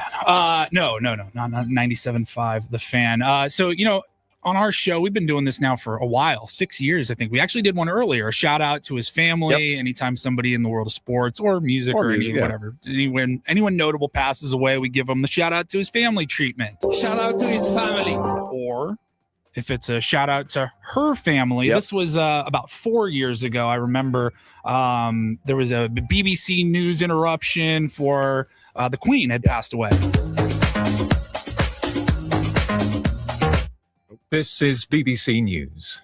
We're interrupting our schedules for the following announcement. Buckingham Palace has announced the death of Her Majesty. And then right back into Techno Hour. Now that's why that was kind of funny. But the Queen actually did. She actually did die. Pass away, and when something like that happens, they are going to cut into programming for sure. And Radio Caroline, I had not heard of that, but it's a radio station in the UK, and they had to issue an apology because, well, I guess I'll just let you listen to it. This is what Radio Caroline sounded like earlier this week.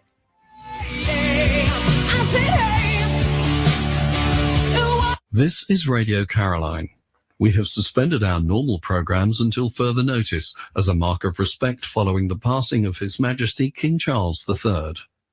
As a mark of respect, we will now be playing suitable continuous music until further notice. So not 49 Blondes. What's up? This is Radio Caroline. The news media has confirmed that His Majesty King Charles III has passed away. So now it's confirmed. Consequently, as a mark of respect, Radio Caroline is suspending its normal programs. This is called Shimmer by Fuel.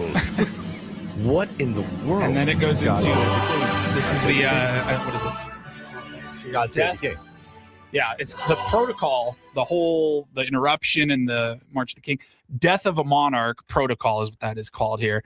And it is, every radio station has it. It's been practiced. It's like hitting a dump button or part of the legal IDs. Like it is part of the radio station business out there. You have to have it. Have it ready. At the ready. You can't just go, hey, somebody needs to go do a King Charles. It has to be ready to run go. into the studio and do it. Play the King Charles button. Hey, King Charles just died. Here's the thing. He didn't not die. dead. He's very much alive.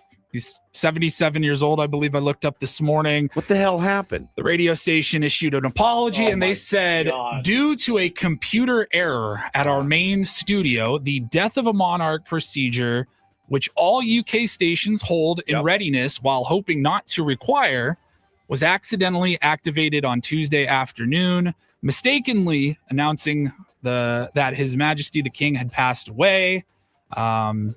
They're blaming a computer issue that triggered that. Kind of like how our 8 o'clock commercial break never actually fired off. It was a technical glitch, but we also didn't alert the whole city that somebody died or anything like that. We did alert the city one time that the Padres had slayed the dragon again, when in fact computer glitch. We did not slay the dragon. There's Adam on the The chat. Padres have slayed the dragon again. Nope, sure didn't. Surely didn't. Many say The that's dragon is as slayed as King Charles is dead. That's right. That's right. Can I be honest about something? Sure. I have been spending the last 3 minutes in my head trying to do Adam, but with a British accent. And I can't nail it. It's hard to do. To do a voice Adam. and in an accent.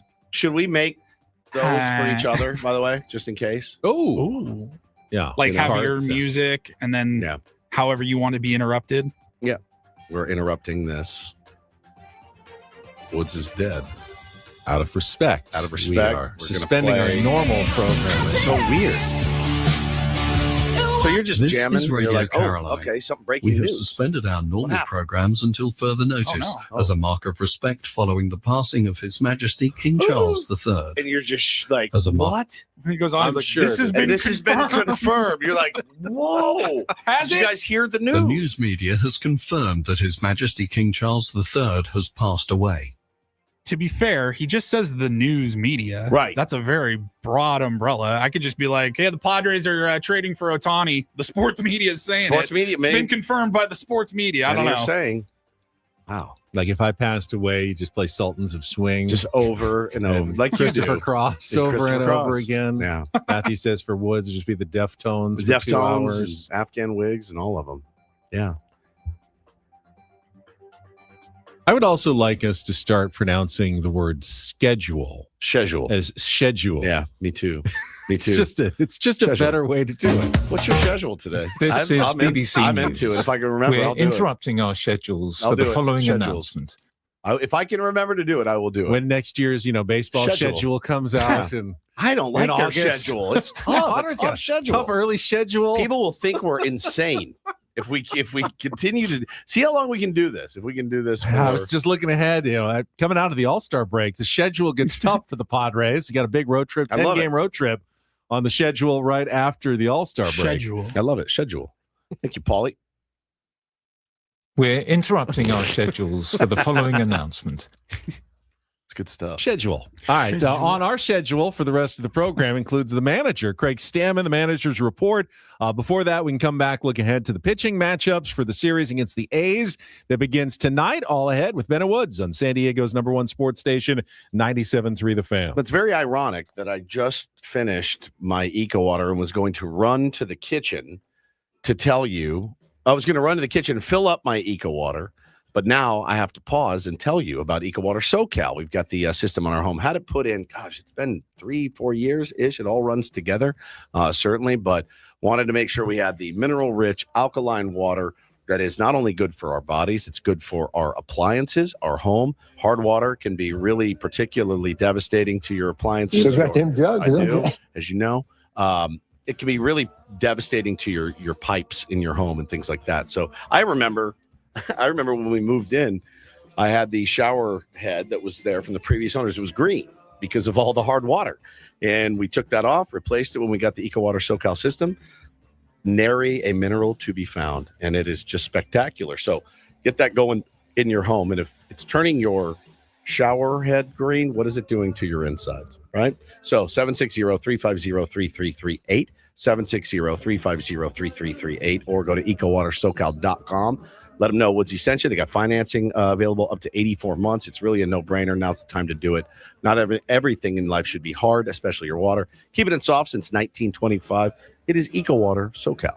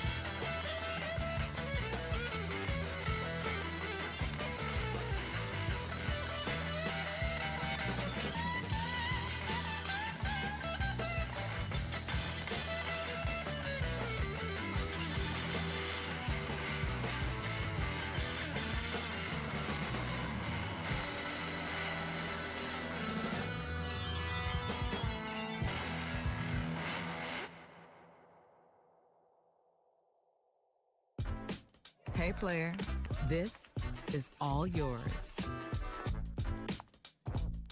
This room with this view.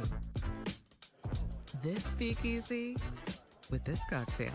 Hey, could you make that too? The spa with this. Ah.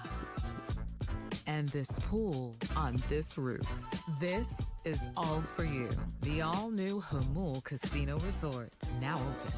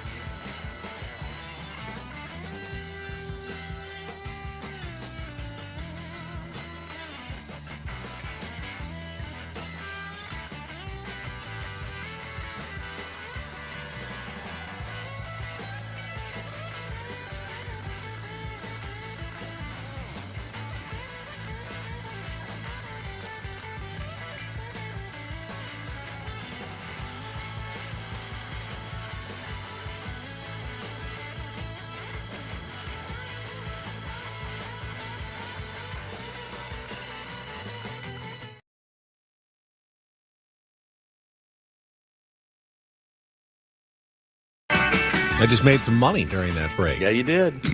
Turns out Chris and Charisma, who got this shirt, got an employee discount from a friend. So I gave you half back. Thank you for the discount. My buddy sent me a screenshot of a woman early in the show. I've never seen her before. She was on the 97.3 chat, and she was flipping out at me. Flipping out. What'd you do? Well, she said I was being a jerk to Ben.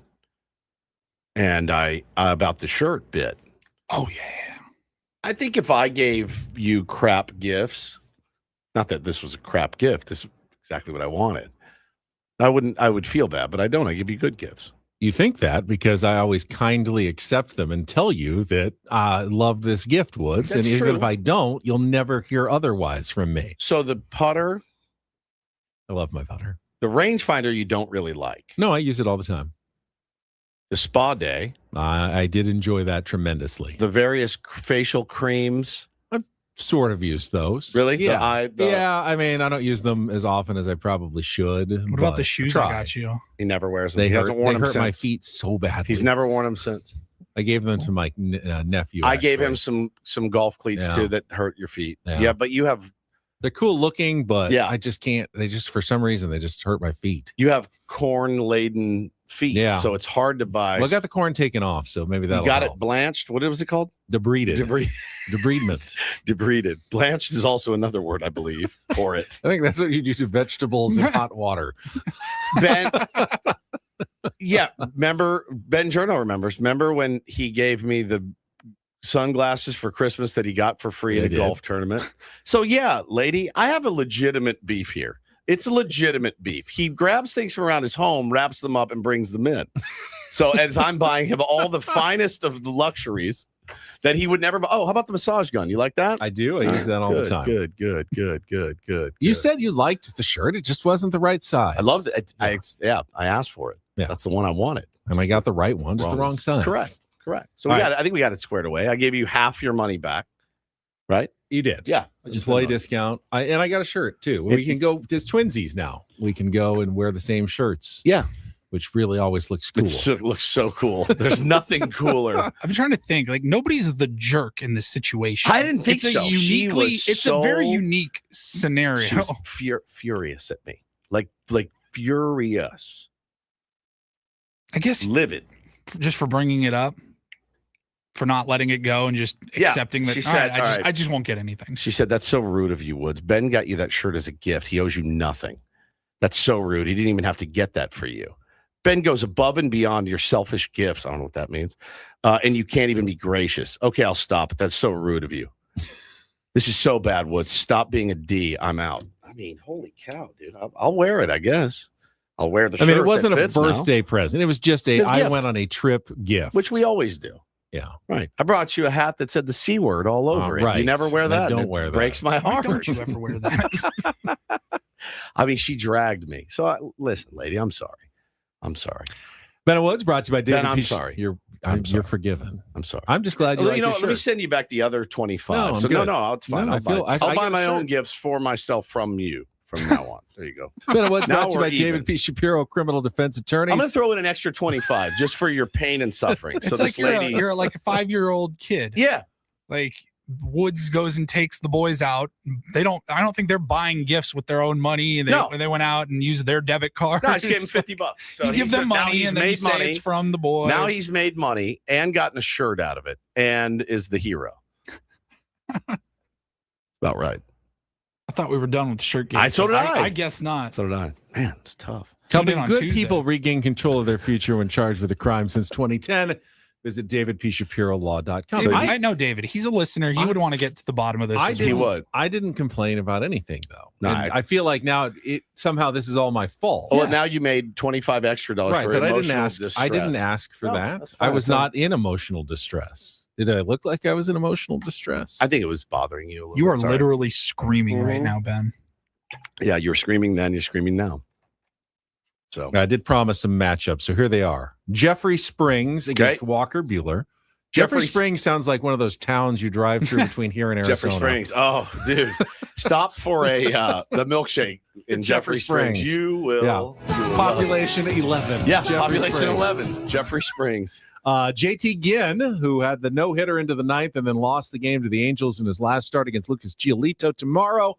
And then Jacob Lopez and Michael King on Sunday, as the Padres have Michael King ace in the hole for the final game of the series, whether they're going for the series win, the sweep, avoid getting swept, whatever it is. It's always nice to have Michael King starting the last game of the series. We'll talk all about it. The skipper, our management report on a Friday with Craig Stamon coming up next. Don't go away. More Ben Woods coming up on San Diego's #1 sports station, 97.3 The Fan.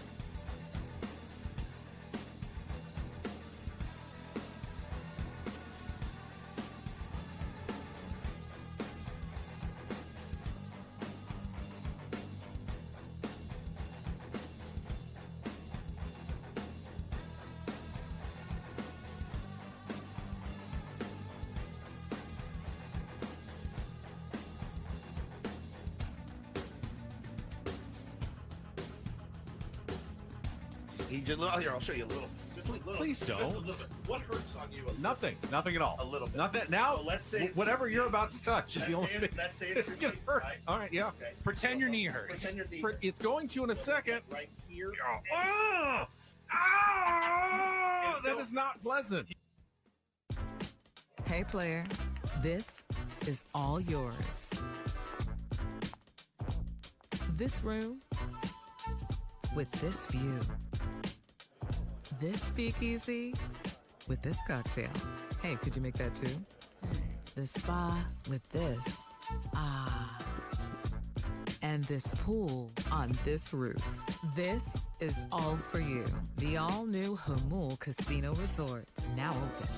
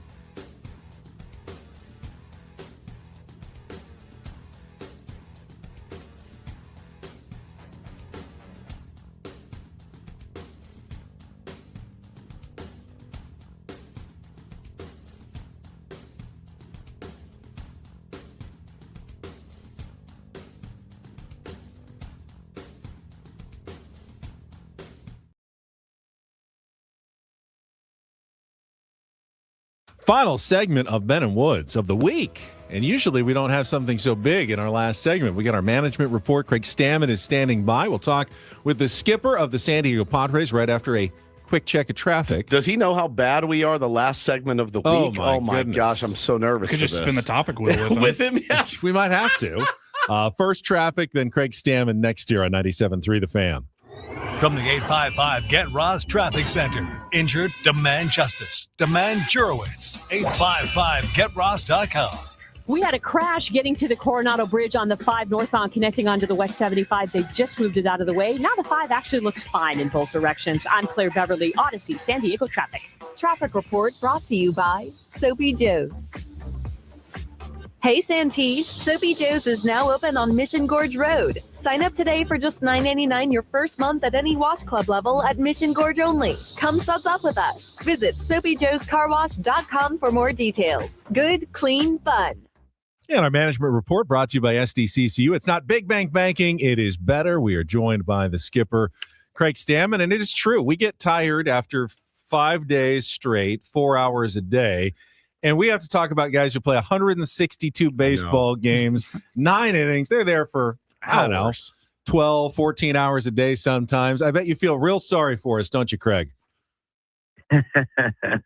We all love our jobs differently, you know? Yeah, it's true. But we, getting to play baseball, don't feel sorry for these guys playing 162. It's a fun game. We all grew up playing it as little kids, and now we get to do it, at the highest level.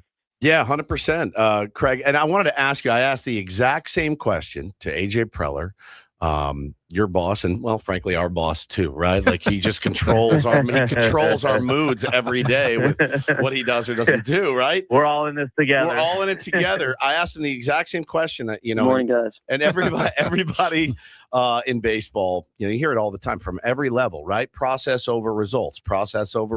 You tell your little leaguers that, right? You hit the ball hard. That you did a great job. Your results have been really good. Are you satisfied right now with the process that you're seeing offensively? Yeah, I would say to a degree. Obviously, results are tied to the process a little bit. I feel like our process has been really good. At times, we're just not getting the results that we wanted to. I think the series in Seattle was very good. Yeah. Where it felt like some of the process that it was coming to fruition a little bit. And then obviously we're facing an elite pitching staff with the Dodgers the last 3 games. And, it tests some of that. Tests whether you really believe in what you're doing. And because sometimes pitchers are just going to get you. Yep. And, that's part of the game. But, that's the beauty of also playing the Dodgers too, is it's a good test. And, same way that we test them, they're testing us. And it gives us a clear point of evaluation and, where we need to get better and how we can improve to, hopefully be a championship caliber ball club. The first game was so awesome, the 1-0 win. And it's not just because you won. It was just an awesome, awesome game. The second game, Craig, it got away at the end, but so many breaks went against you. And then the last game, that's the one that I was like, man, that's the one that was tough for me as a fan. For you, the skipper, which loss was harder? They're all hard. Yeah, fair. I think, but I left the series being like, man, that was awesome. That was fun baseball. Like both teams laying it out putting it on the line, giving their best effort. And that ends up the total score being 9-5. Right. Going in that last game, tied 5-5, overall runs scored. Both games could have went either way. And really the third game could have went either way also. We get a couple big hits in those key situations and it's a little bit different. And we just weren't able to, and a credit to them, they figured out a way to be good in those situations. And we just need to, go back to the drawing board and see where we can find that little edge that'll get us that last ball game in a series like that. But the other part of it is we're really close. It's one of the best teams in the league. We're right there with them. They're right there with us. And it's going to be a battle to the end of the season against them. I made the comment about Wednesday's game. Shohei, but you couldn't have designed a worse first pitch of the game. Not only is it a home run, if it's going to be out, might as well hit it 500 feet, but it was just close enough that Jackson Merrill had a chance. He was so high up there. I mean, that kid can definitely dunk a basketball, no doubt about it. But then he lands on the wall and obviously bothered him. You had to take him out later in the game. I'm sure you'll get an update later today, but anything you can tell us about Jackson's condition after hitting the wall pretty hard there on Wednesday? Yeah, the good thing is all the tests came back negative, so no, rib fracture or anything like that going on. He's just still day to day, pretty sore, when it happened, and checked on him yesterday, still pretty sore. So we'll see. It was as good a news as we could have got, based on the medical report. So, he should be back in there, here this week at some point. Talking to the skipper, Craig Stamon here on Ben and Woods this morning, and I think about this a lot, So for you, when you pitched in the big leagues, I know you hung out with hitters and position players, a lot, but, you're mostly focused on pitching. Now that you're the skipper and everyone's coming to you for answers to a struggling offense, how challenging is that for you? And do you feel sometimes like you want to just defer, right? I'm going to defer to these guys because it's got to be difficult. You're a specialized, player. And so for you as the skipper now, is it been difficult or how do you kind of react to that when people come to you for offensive answers? Yeah, you're exactly right. It's not as easy for me to answer those questions. I wasn't one that stood in the box for 600 at-bats during a season. But that's why you have a great coaching staff. And we have a great coaching staff with a lot of major league playing experience of guys that have been in the box and have experience of being everyday position players. And that's very helpful for me. And the other part of it is I've been around baseball a lot. So, I know enough, to be dangerous, I guess you could say, but enough to know where to go for the right answers. And we're constantly thinking about that and, constantly trusting those guys too, the guys that are actually playing, because they are big leaguers and they've gotten here for a reason. It's because they've figured out how to handle failure and how to go through slumps and come out on the back end. I think sometimes we think that these guys, their journey to the big leagues was perfect and that they never had any struggles. And that was just like, they've always been good. And when it goes wrong, they don't know what it's like when it's wrong. And I think that's the opposite case. These guys go through slumps on a yearly basis, a monthly basis, and they've always, figured out a way to get through that. They're elite adjusters, and I think we're in the process of baking those adjustments and hopefully getting this offense clicking the way we expect it to be. Talking to Craig Stamon, our SDCCU management report. SDCCU, it's not Big Bang Banking, it's better. And I know we're tired of getting the questions from fans about Fernando Tatis Jr. You get them 10 times more than we do. We know everyone's trying to figure it out. So I'm not going to ask you, what you're doing, but how much do you inject yourself into it? You just said you've got the coaching staff, but as the manager, do you feel the need to, put your hand on his shoulder or what sort of role do you play in Fernando's start to the season here? Yeah, we kicked off the call talking about process. I'm making sure that our processes are in the right spot and that we're doing it the right thing and that we're intentional with how we're coaching Fernando. And I also, probably my biggest attribute is encouraging and supporting and making sure these guys feel, valued as human beings so that when they do struggle, it's not the end of the world. It's part of it. But we're going to work our tails off to figure out a way to stop struggling. And so that's where I'm at with Fernando, is I got his back and whatever he's doing and supporting our coaching staff and whatever they feel is best way to move him forward at the plate. But then I think the also part is, what I've got to do as the manager is also recognize where he does help us win a lot of baseball games. Yeah. And that may not always be at the plate.